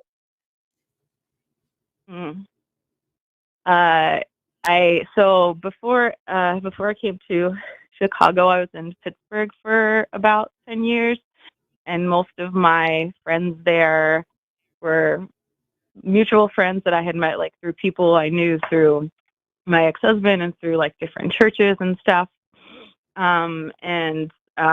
So one of the things that I've reconciled, I did not get as hardcore of an indoctrination into like purity culture stuff than some people have, like, which I'm very thankful for. But that was definitely like still stuff that affected me, especially getting older and knowing that like I'm a bisexual woman and later on, like being non-monogamous and just like like having that feeling of, like just not really feeling safe, like being more open with a lot of people in my circle about like who I am. And then since moving to a different city, it's been really nice to, I don't know, just be more open and just be more like who I am. And there's still like, I'm not going to like a church. There's still a lot of ways to do like different things like prayer and meditation. And again, like I know there are lots of things with like very like objective benefits of meditation and different things. And that's sort of another thing where I'm, like, I don't know. And I think you talked about this earlier this week about like figuring out like what like that relationship that you have is and like what's actually like involved in that. I think you were mentioning that kind of thing. But yeah, so this is, so I don't know, this is stuff that I've been trying to figure out, and sometimes it's hard to have honest conversations with myself about this stuff because it's just that there's some things that are just, it just feels really scary to let go of. Yeah. That's what my question was going to be for you. Do you think that you actually don't care if stuff is true or not, or are you maybe afraid of the outcome of if it isn't? Well, and maybe I think you care a lot about what's true or not. I'm not sure. It's probably both. Like, even when like I felt like really, really, I don't know, as confident as I like ever had in like say like like the Christian afterlife, like I still like I had found it like really difficult to like understand like my own mortality. And I think that's because like even if like I knew there definitely was like a life for me after this life, it's not, the same life. And like all that I have like right now is like my existence, and just the idea of like not having that like really freaks me the hell out.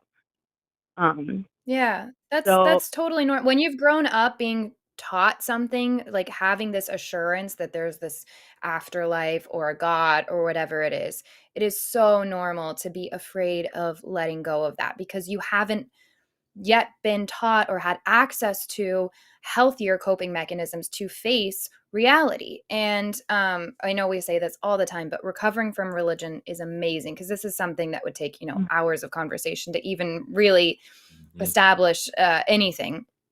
But I think they would be amazing for you to reach out to. They offer a ton of resources, and especially about afterlife and all of that, because that makes sense. It's just when you grow up in these sorts of religions, you don't get real coping mechanisms for things like grief.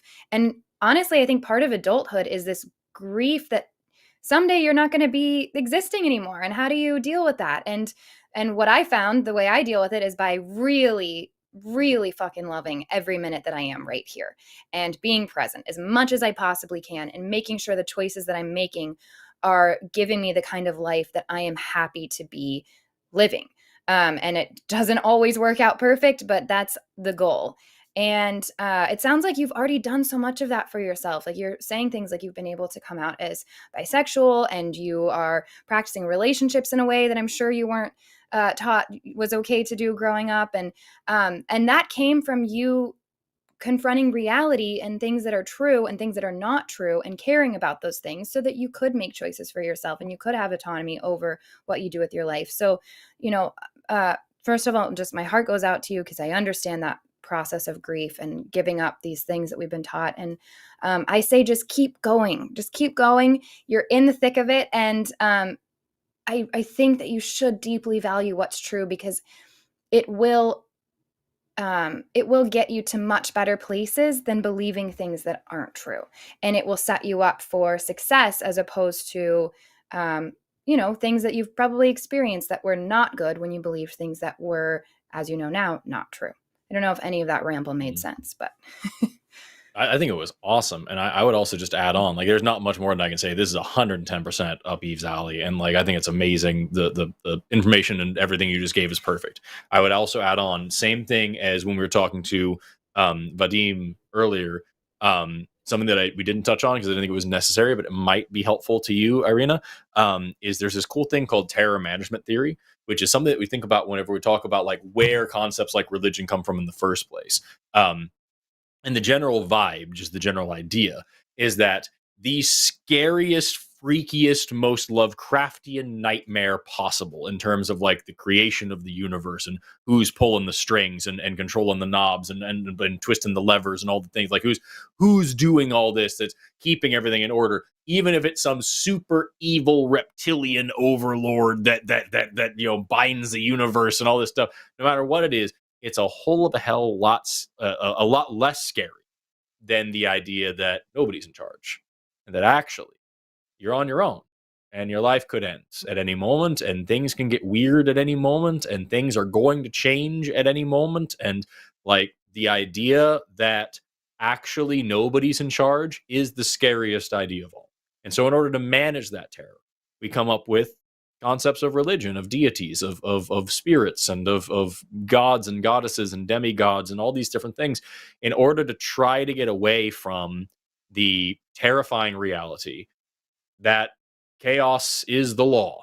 And so what I'm just hearing from you right now, it sounds a little like that, where it's like, I think personally, just from listening to you speak, Irina, I think that you're more than strong enough to handle your own business and to run your own life just fine.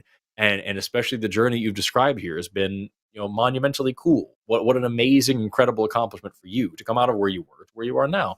And then also there's a little bit more to go, which just takes kind of embracing the madness of reality. And that's fucking weird, but it doesn't have to be as scary as it sounds, I think. And people like, recovering from religion are good. But so is just, I don't know how to say this properly. So is just sitting down with the true, genuine absurdity of the meaninglessness of it all and finding freedom in that. I think that's pretty cool too. But that's just me, and I'm not normal. Thank you. Okay, I have not heard of terror management theory before, but that's definitely something I'd be interested in finding out more about. Mm-hmm. Yeah, I guess that's kind of like where the I'm at is like, where does that go from being like adaptive to being like maladaptive at the point where it impacts your life negatively, which it sounds like it is. And like, honestly, if you ask me, I would say it's bad all the way around. It's just a quirk of human nature that ends up doing bad things, just like tribalism is it's a natural part of human nature. It doesn't necessarily lead to things like racism, but it does sometimes lead to things like racism. And so it's a thing that we need to know about and we need to be able to abate and try to correct for. Same thing here. We need to understand how our minds work enough to be able to use them properly. Minds are powerful tools. And a hammer is just a tool. And I can use a hammer to build a house, or I can use a hammer to beat somebody to death with it. It is just a tool. The mind is the same way. Your brain is just a tool that you can use for good or for evil against you and many others.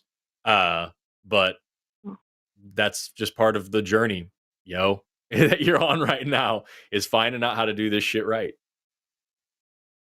Yeah. And I think with that question of like, are you like approaching like figuring out your faith the same way you approach like figuring out other things? Is I feel like to an extent like I have been very like inquisitive and skeptical about things, but within very distinct boundaries. And I am not used to going like beyond that in the same way I would in other areas. Yeah, I always say whatever questions you're the most scared to ask, start with those. If you're, doing the whole deconstruction, I hate that word, but it communicates something. But if you're questioning things, start with the scariest question, and then it'll make everything else so much easier. And you're going to get to that question someday anyways. And it's so much easier to do it when you're choosing it. And you're like, you know what? I'm going to confront this one head on. Like if it's afterlife, you know what? Let me just dive into this one and figure out what the fuck I think is going on. Or if I just don't know and I land there and I find out ways to cope with that. But yeah, start with the scary stuff, and it becomes way less scary. Yeah, thank you for sharing those thoughts. I definitely want to look into those things. And we're Thanks always so going to much be for here for calling, you, Arena. Arena. If you ever have a particular question that's particularly scary and you want help thinking through it with some people, some friends that are comfortable with these types of things, you can give us a call. Yes, All absolutely. right, thank you so much. I appreciate you guys. Thanks, Arena. You too. Bye-bye. You. Take care. Bye. Oh, we've had some nice callers too. Really chill.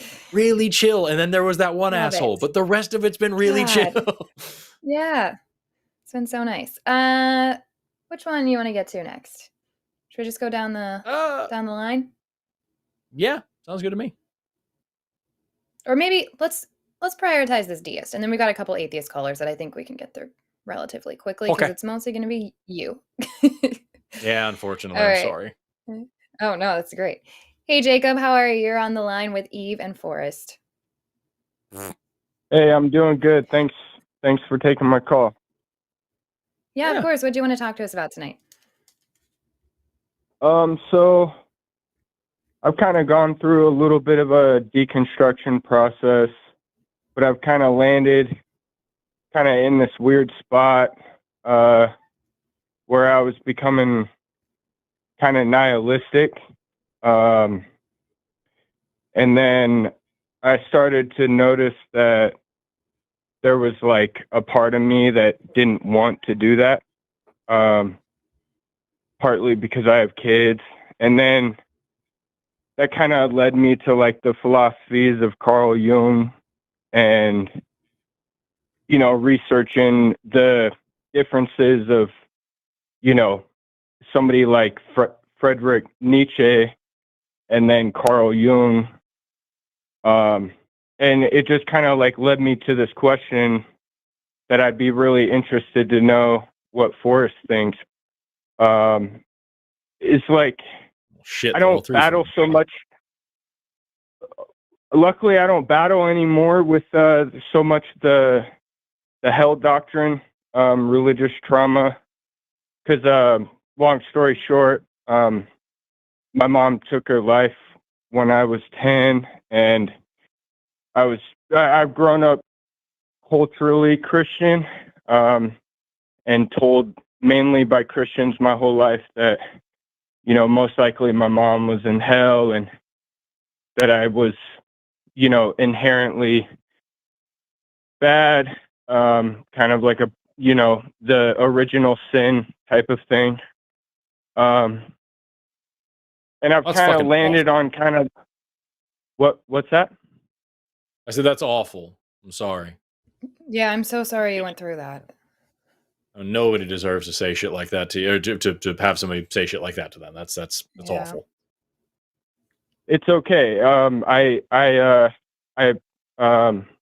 It led me here. So I studied the Bible. I read through the whole Bible. I've kind of come to my own place with it, and had become atheist, and then noticed I had become nihilistic, and then noticed that I started to lean more towards like Gnosticism, like esoteric, you know, just for the sake of like believing that that everyone is one and all is love, and, you know, just kind of like a diet Christian kind of thing where you're just using it as a comfort.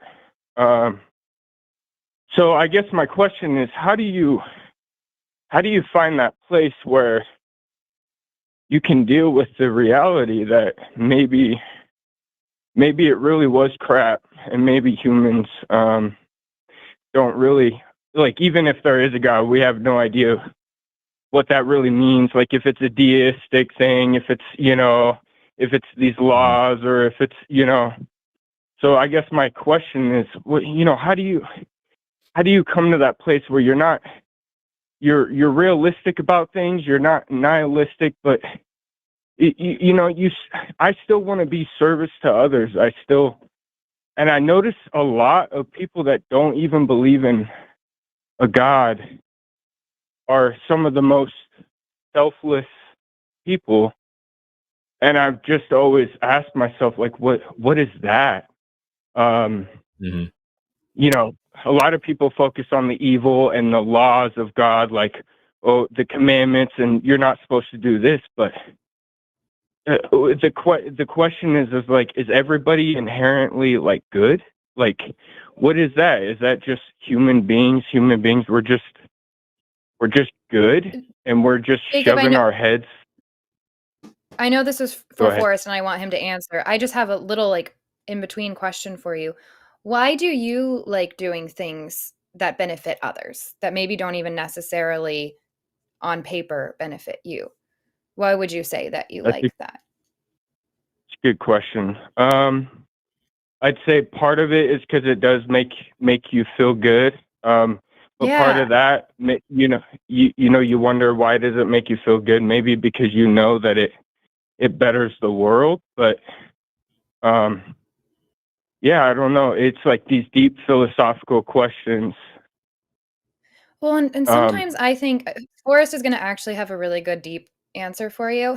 But I think sometimes really just like not that deep. It just, you know, it depends on each thing. Maybe me taking cookies to my neighbor makes me feel good because then she knows that I'm a nice person, and then we can like reach out to each other for things, and it establishes a good relationship. Or maybe me offering to help my mom carry something up the stairs is so then I don't have to worry that she's going to mess up her back, and then I'm going to need, you know what I mean? Like there's so many different things that happen. So sometimes I think it's really either not that deep, or it's just not something where we can apply.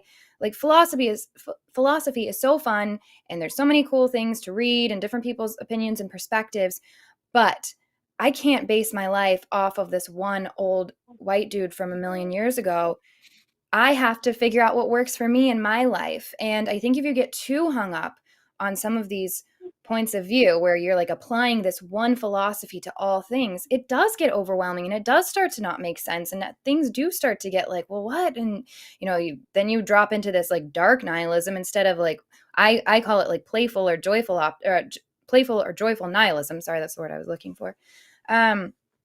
So anyways, that's my thing, is just right off the bat, I just sometimes I think it's just not that deep, and that I was conditioned to try to look for these deep things and these laws to apply to everything because of religion, because of Christianity. It had me looking at those experiences in that way instead of just experiencing them and figuring out what works for me in my life best. So anyways, on to Forrest, who will say it better. Is it just a process then of just like, because right now I feel like I'm just kind of clinging on to deism as kind of like almost like I just don't want to give up. But at the end of the day, are you? And it's not even like oh, I want to please a God or nothing like that. Sure. It's just that the personal relationship that I thought I had, you know, and realizing that maybe that wasn't real. Yeah. Mm-hmm. Yeah. Yeah. It's tough. It's grieving. It is grieving the loss of what you thought was the biggest, most important thing in the whole entire world, now possibly being not even a thing at all. It's not like it's bad or did something. It's like, oh, maybe it wasn't even there. So you're having to grieve that. You're having to grieve who you were because you thought this thing and you believed it for so long. So who was that person who now no longer believes that thing? It's so complex. And I mean, trauma therapy is what helped me, because for me it was just so traumatic having that big of a loss. I'm just saying that to validate you. We've had a couple of calls like this tonight, but it's just so you're not crazy. That makes so much sense. And it makes sense why you would feel this thing to cling to deism. I did that for a hot minute, and I actually found so much more relief when I let go of that. And I don't know I can't say what's going to work or not work for you, but I felt so much better once I just started paying attention to what is actually true. And when I was able to cling to that and follow skepticism, I was able to, discover this whole idea of like playful or joyful nihilism instead, and just kind of start figuring out what works for my life instead of trying to shape my life around this other thought or philosophy or religion, Sorry, Forrest, Right. I don't know. I interrupted you again. No, you're fine. You no, I wanted to hear what you had to say.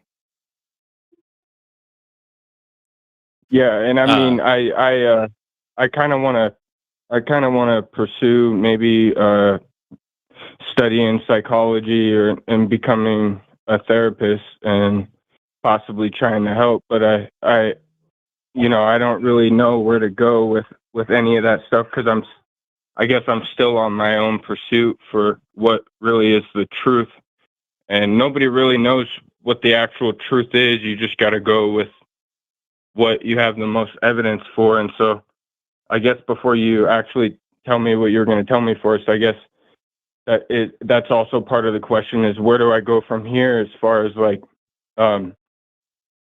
going towards the science and going towards psychology and trying to study the human mind, so that I could maybe understand a little more of not just my own thinking, but how I could maybe help other people. Yeah.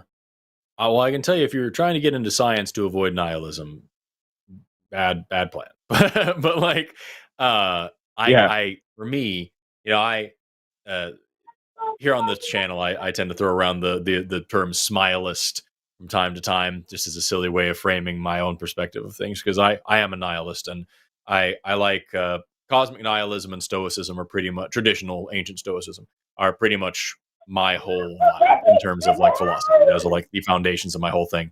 And what you get when you combine those is something that's sort of around the area of existentialism and maybe absurdism, but it's weirder than that. And just kind of breaking down what you've said here. You asked, if humans are just good and things like that, and if there's anything to cling to there. Well, starting from that, morality is natural. Morality is an evolved state. We can see proto-morality and even what we would kind of consider to be human-like morality in all sorts of different taxa, even those that don't really have the kind of capacity to think about those types of things. So we see morality all over the place. You can take it from a purely selfish perspective, but a lot of times nature defies that purely selfish perspective as well. Even just at its most basic, if you really wanted to try to boil it down, the community that comes along with altruism is priceless. But to strip all that away and really get down to the fundamentals of it, there is no purpose, there is no plan. Justice, society, love, art, all of these things that make us human are at the very best just illusions that we prop up to try to deal with the reality of living in a cold and indifferent universe. And when you look at things that way, it sounds fucking scary and awful. But on the other side of that is freedom. The fact that there's absolutely no purpose to your life means that you are unchained, unbound by purpose. You are free from somebody else's determination of what you are supposed to be. And you now have the opportunity to go out into the world and explore and fuck up and make mistakes and try to make those mistakes better and hurt people sometimes and then try to do right by them until you can become the kind of person that you would want to be. Your hero should be yourself in 5 years when you've figured out a lot of shit.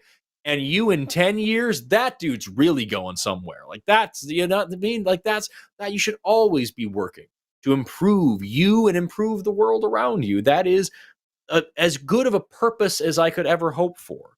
And if you can stare into the madness of this universe and find some meaning in that madness, I think that struggle, that endeavor, that lifelong, never-ending quest is part of the beauty and part of that freedom to be the very best person that you can be, whatever the hell that ends up meaning to you.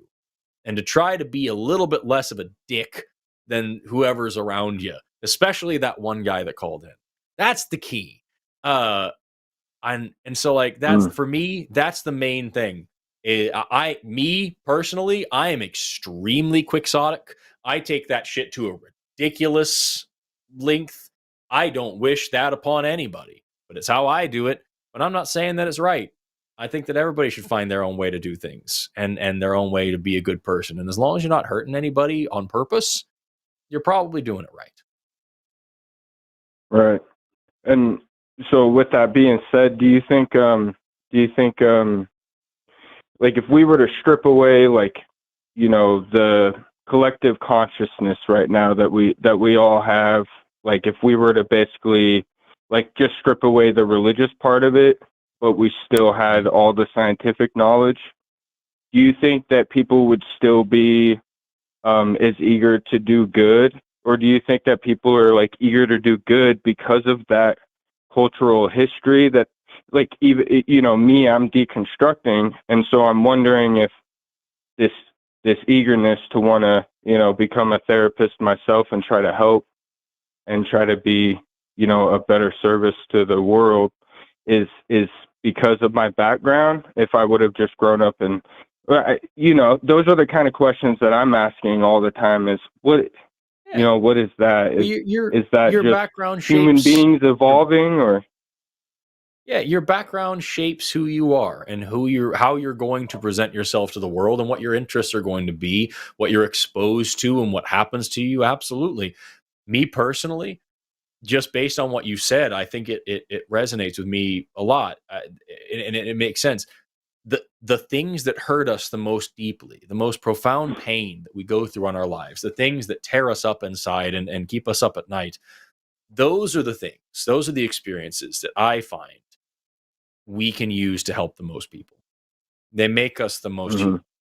Humans, we are broken creatures. We live painful lives, and we can use the broken parts of ourselves to heal the broken parts of others. That's the beauty of it. The beauty in that pain. Yeah. Like that Japanese tradition of mending breaks with gold. The gold is the other people around you that can use their suffering to ease yours. It is the community that drives our species and has for millions of years. Like I said, evolution has created the morality that we experience today. So yeah, you ask, you know, if we had this raw, primordial ground state community free of the burden of our collective knowledge, would we still be good people? Fuck yeah, we would be. Nature's proof of that. Babies are proof of that. Children with no cultural context still behave morally. And you'll learn that when you study psychology and become a therapist. So yeah, you dude. And when I had my kids, that was an eye opener for me as well, because I was like, well, oh yeah, we're supposedly inherently bad, and I don't see it. No, but there's no reason to make anything supernatural out of the fact that the love that we share for each other is what holds this species together. Even the most hideous, you know, people in the world, a lot of the times you'll find their twisted version of morality at the center of their actions. They're trying to be good, and they're doing a very bad job. We are led by our moral compass. And so the goal is to try to make sure that we tune everybody's moral compass appropriately.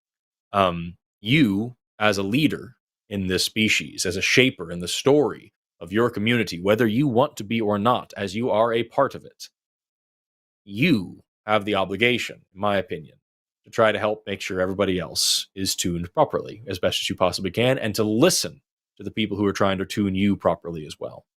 And that resonance, that feedback, that back and forth, that's something that makes society better. And you get to be a part of that. Again, whether you choose to be or not, you're a part of this species, you're a part of this story, you are a shaper of the future just by your very existence. And that should fill you with a tremendous amount of responsibility and dread, but also a tremendous amount of joy and elation and excitement and pride. And it should give you a reason to do cool things and be a cool person. That's what I think anyway. No, it does. And I really appreciate all that. But I just want to know, like, what your opinion is on, like, mind, body, spirit, practices, like you said you meditate a little bit. I know you don't have to like necessarily believe in any sort of supernatural, to do that. But I guess my question for you is, do you prefer Carl Jung, or do you prefer like Friedrich Nietzsche, like that sort of, like, because when I there's a lot of points that Friedrich makes that make sense to me, but as I started to think that way, I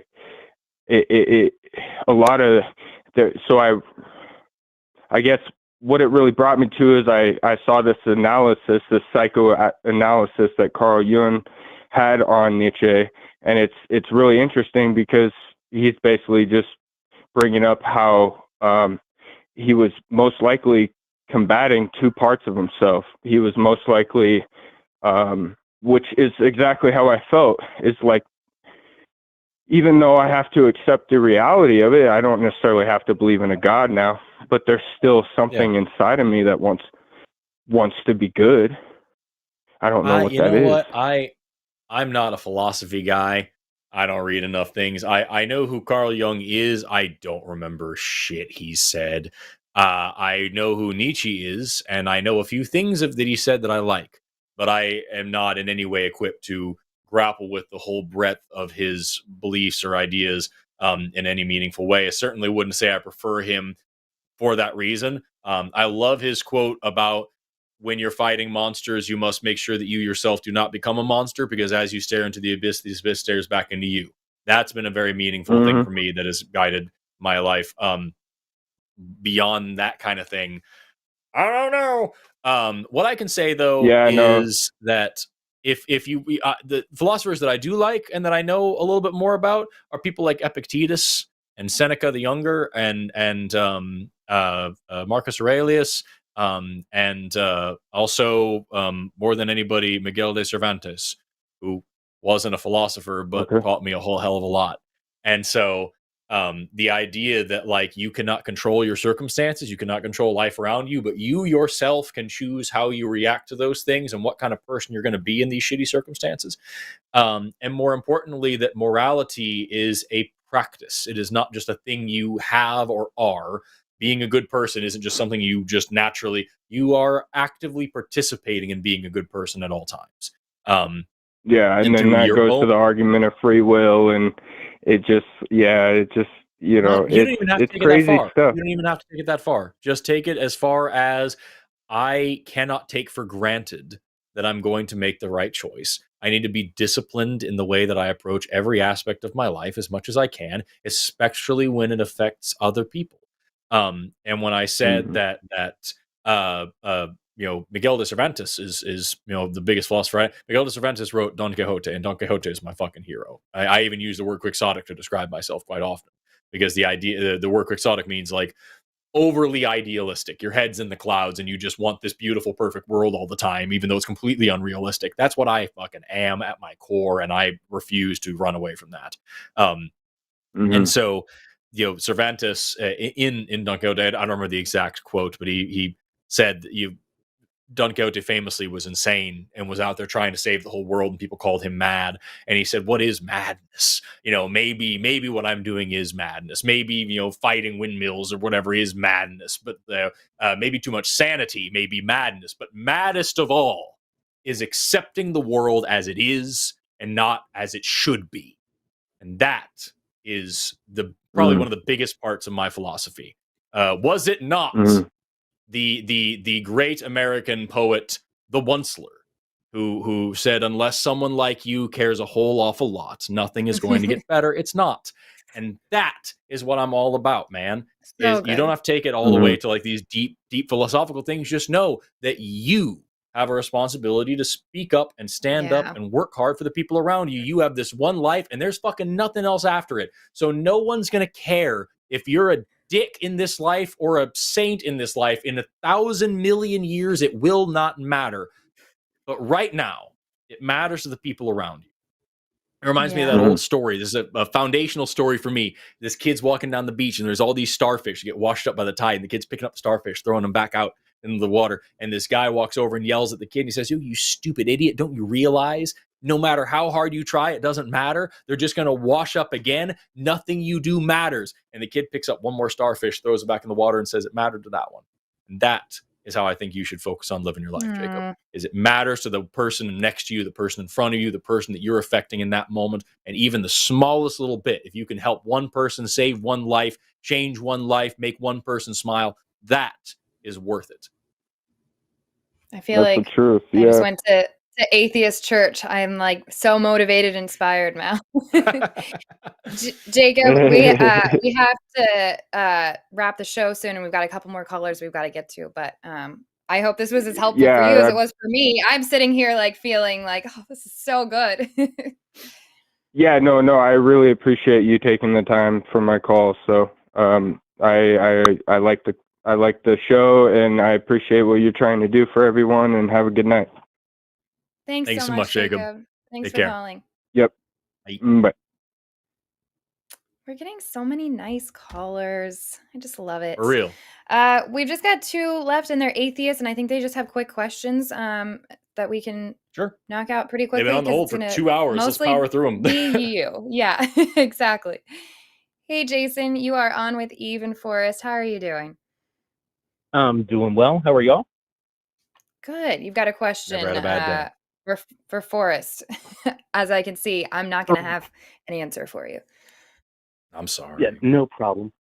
I mean, still chime in if you want, but specifically for Forrest regarding evolution and neurodivergence, do you think maybe a key contributor for maybe not necessarily the rate, but how it seems more, big batch of anxiety just hit.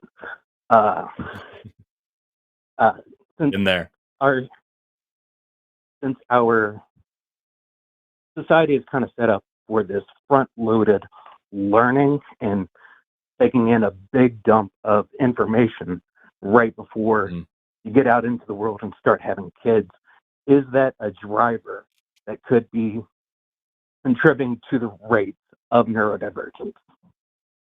I don't know. I'm not a psychologist. But what I can say is that very often when we see things like autism or ADHD or whatever like that, and people say they're on the increase, it's not actually true. What is on the increase is diagnosis. They're at the same rate. We are just getting better at noticing them, spreading awareness of them, diagnosing them. And so we see a rate go up when in reality, these people were always around us and just had to learn to deal with our bullshit society in different ways. So I can't say anything about like what our society does to impact the developing mind. That is not my area of expertise. It would be actually unethical for me to try to dig into that and spread some bullshit information here. But I can say that like what we do for sure see is better diagnosis rates, better awareness campaigns, better criteria with which we diagnose things. Those things improve, and therefore we see these quote quote rates go up. I'm slapping the shit out of my microphone today. I'm gonna do it again. Fucking behave. Yeah. No. I'm sorry you waited 2 hours. I don't have a good answer for you beyond that. Although I do appreciate the way that you incorporated the words "big dump" into your question. That was nice. I liked that a lot. That was specifically for you. I knew that would be right up your alley. Yeah. I'm also calling from kinetic yodeling. Not sure if that matters. Yes, that's a good one. That's a very good one. See, Eve has been took me a second. She has been protecting the audience from allowing me to call out too many of these names. But kinetic yodeling's a good one. Most yodeling is kinetic. When you think about it. Yeah. Also had nubbled yams ready. Nice. Oh, nice. I like that. Solid. I like that. That's really good. Jason, I hope so that you find a good answer and let me know if you do. Will do. Google Scholar did not, so I figured I'd call. Yeah, right to your local. Thank you for calling. Whatever your nearby community college university is, write to a psych professor. Sometimes, most of the time, they'll ignore it. But like, there's a lot of times, surprisingly a lot of times, where professors are stoked to talk to the public about this stuff. And you say, hey, here's what question is. Here's the research I've done on it already. And here's why I'm not understanding. Don't just say, here's my random fucking question, answer it. You know what I mean? A lot of times they might get back to you about it. Okay, awesome. Yeah, I'm right here in Louisville, so I got U of L 10 minutes away, so I'll do that. Thank you. There you go. All right, take Have care. a great evening, Jake. Thanks for waiting so long. You're Oh, James sorry. Cool. And then I hung up on you. Oh, it's all right. Fuck that guy. All right. Next, we've got Yusuf in Georgia, and he's got a question I think also is going to be for you. I believe you mean glamorous axolotls, but whatever. Fine. Oh, Yeah, sorry. Take the I fun should out have of known it. better. Whatever. Hey there, you're Sorry, live with Yusuf. Eve and Forrest. Hello. Sorry, Eve. No, this But, is great. I get fan to of both learn. of This you, is yeah. making up for my homeschool education every time I get to host with Forrest. So it's fantastic. Oh, good. Yeah. Gosh. So I think I understand the difference between a scientific law and a theory. That like one is descriptive, one is explanatory, I guess. Mhm. But Long story short. yeah. Long story short, and I understand that there, because of this, some natural phenomena have both a law and a theory, like gravity, that like do two different things. Yep. But I wonder, and this is a really ignorant question, but could there ever be a descriptive model for evolution that would be considered a law, like as an auxiliary to the theory or something? So it's kind of weird because when you're talking about biological sciences specifically, like even the word law sometimes has a little bit of wiggle room on like which things are and how they're applied. So like in evolution, for example, we have there's all sorts of laws and rules. There's like Dolo's law, for example, which is the idea that like when you can't evolve backwards is basically Dolo's law. You can't re-evolve an ancestral state. You could evolve an ancestral state, but it wouldn't actually be that. It would be convergent evolution. It would be a new form of the old way of doing the thing.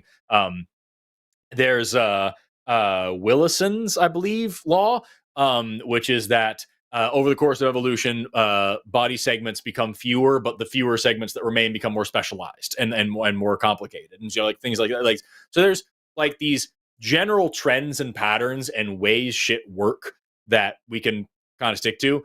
Dolo's law, by the way, fuck you. Atavisms exist. Atavisms are when you sometimes reactivate an old gene. The original, like some of the original language of Dolo's law is like when you put it in a genetics way, it's that if you have a gene that's turned off, quote, quote, that's not doing anything anymore, it'll accrue a whole bunch of mutations that don't become a phenotypic change. And so it becomes so redundant and absurd that it doesn't work anymore. And so this gene can no longer be useful anymore because it is no longer doing anything. It's so fucked up, mutated, and you didn't even notice.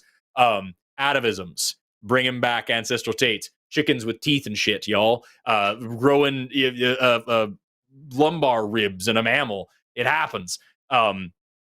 So like, but then there's also like other ways that we do these things, other trends that we notice, like Allen and Bergman's rules, talking about body sizes and limb length in different animals that live in different environments. If you live in a colder environment, probably going to have a very big body size, so you have a great big internal surface volume as opposed to your surface area. Keep your organs warm. If you live in a very hot environment, probably going to have long, skinny limbs. That your circulatory system is more exposed to the outside world. High surface area means high cooling. Like there's shit like that. Little rules that we see, little trends that we see that you can kind of call laws that go along with evolution.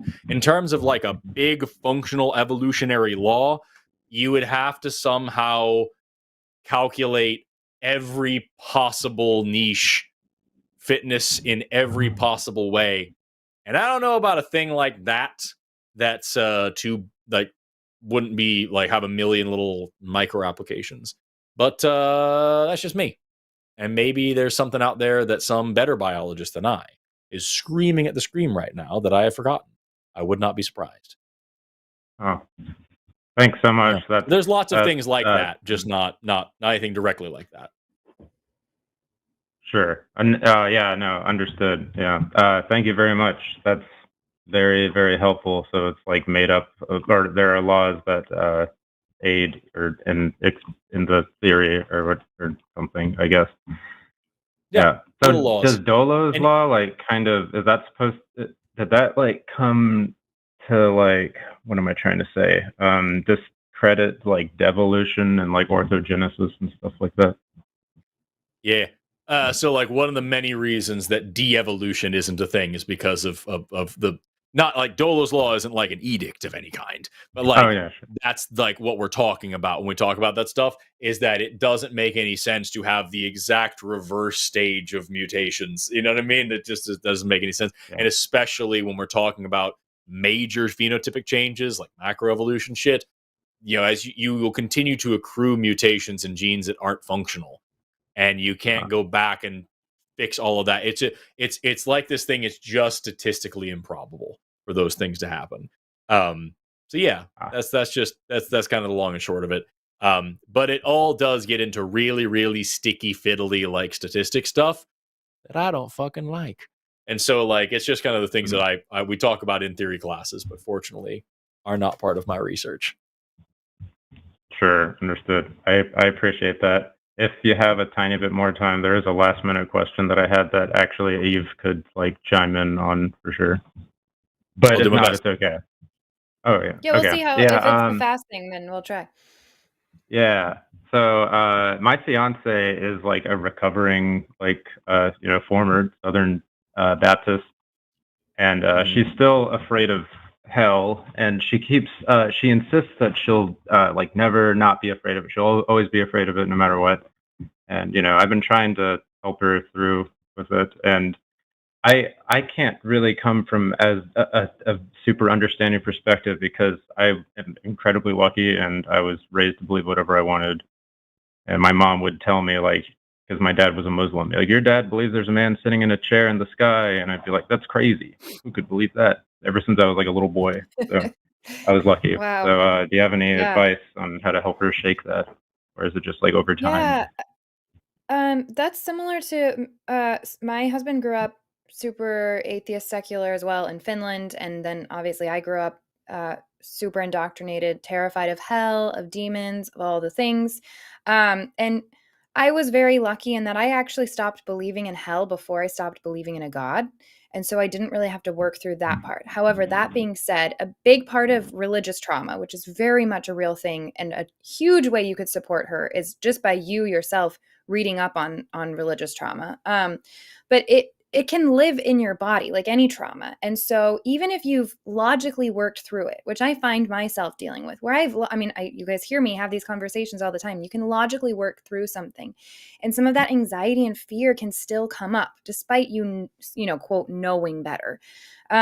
So I think a great way to support her is, first of all, like you said, you don't understand, and that makes sense. And that's amazing that you don't. So the more you can learn to just kind of apply your empathy through knowledge, I think that's already great. Recovering from religion, we keep bringing that up, but they are so good at topics like hell and the fear surrounding that.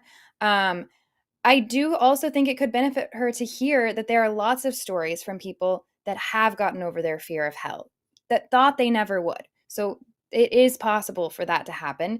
It just takes work, and it takes confronting that fear, pretty much like any fear that you have in your life. So that's where, my short answer is just to start there. And it may even benefit her.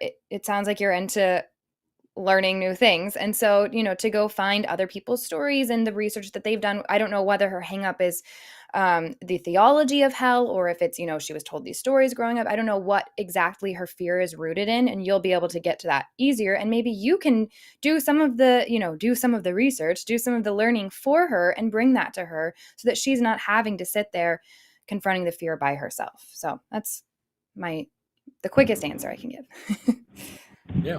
I don't know, just to throw in, like my wife was very Christian when I met her, and deconstructed very early on in our relationship. And to this day, like we've been together, we're coming up on our 13th anniversary. No, congratulations. anniversary, going into our 13th year. That's right. I know how numbers work. Good cover up. Right. We've been together since 2012. And she still occasionally will have a moment of like, oh shit, I'm going to hell. You know what I mean? Because it just was beaten into her for the first 19 years of her life. And so it's not something that like just goes away. I think that you should tell your partner to give herself some grace and some compassion and some kindness, and be willing to take this slow. And I think everything else that Eve said is better than I could have possibly ever said. I just wanted to add on. She was saying at the end there, like, go find other people whose stories are similar. Like, I have personal experience with people with those stories. I'm married to one, so I get it. Yeah. Thanks so much. Yeah. And I'm like happy to say that I have been doing pretty much most of what you're suggesting, and we'll continue doing that and everything. That's and awesome. yeah, I understand that trauma is like not a logical thing or something that could be worked through that way and reemerge or whatever. Yeah. Like randomly. Mm-hmm. So yeah, thank you. Unfortunately, that's the way that goes. Bad time. Yeah. Well, thank you so much for calling, and I appreciate that you're even caring and asking. And it sounds like you're really wanting to be a good partner in that area. So that's already a lot. Oh yeah, thanks. I also very quickly want to say I am also I frequently call myself quixotic, and my friends can like attest to that. And I'm a big fan of Don Quixote, so I was like screaming to myself. That's awesome. Kind of weird. Look at you too. I know, Quixotic, right? Recalcitrant, irreverent. Oh, you yeah. have made a biologist. Recalcitrant, irreverent. All right. Bye-bye. Thanks. Thanks so much. See you Have later. a great evening. Bye. Love that. Well, what a lovely Also, evening. It was great. I do want to ask really quickly, Arden, what the fuck is that question? What is that poll question? The like button, consensual slap. Will you Wait, what does it comply? say?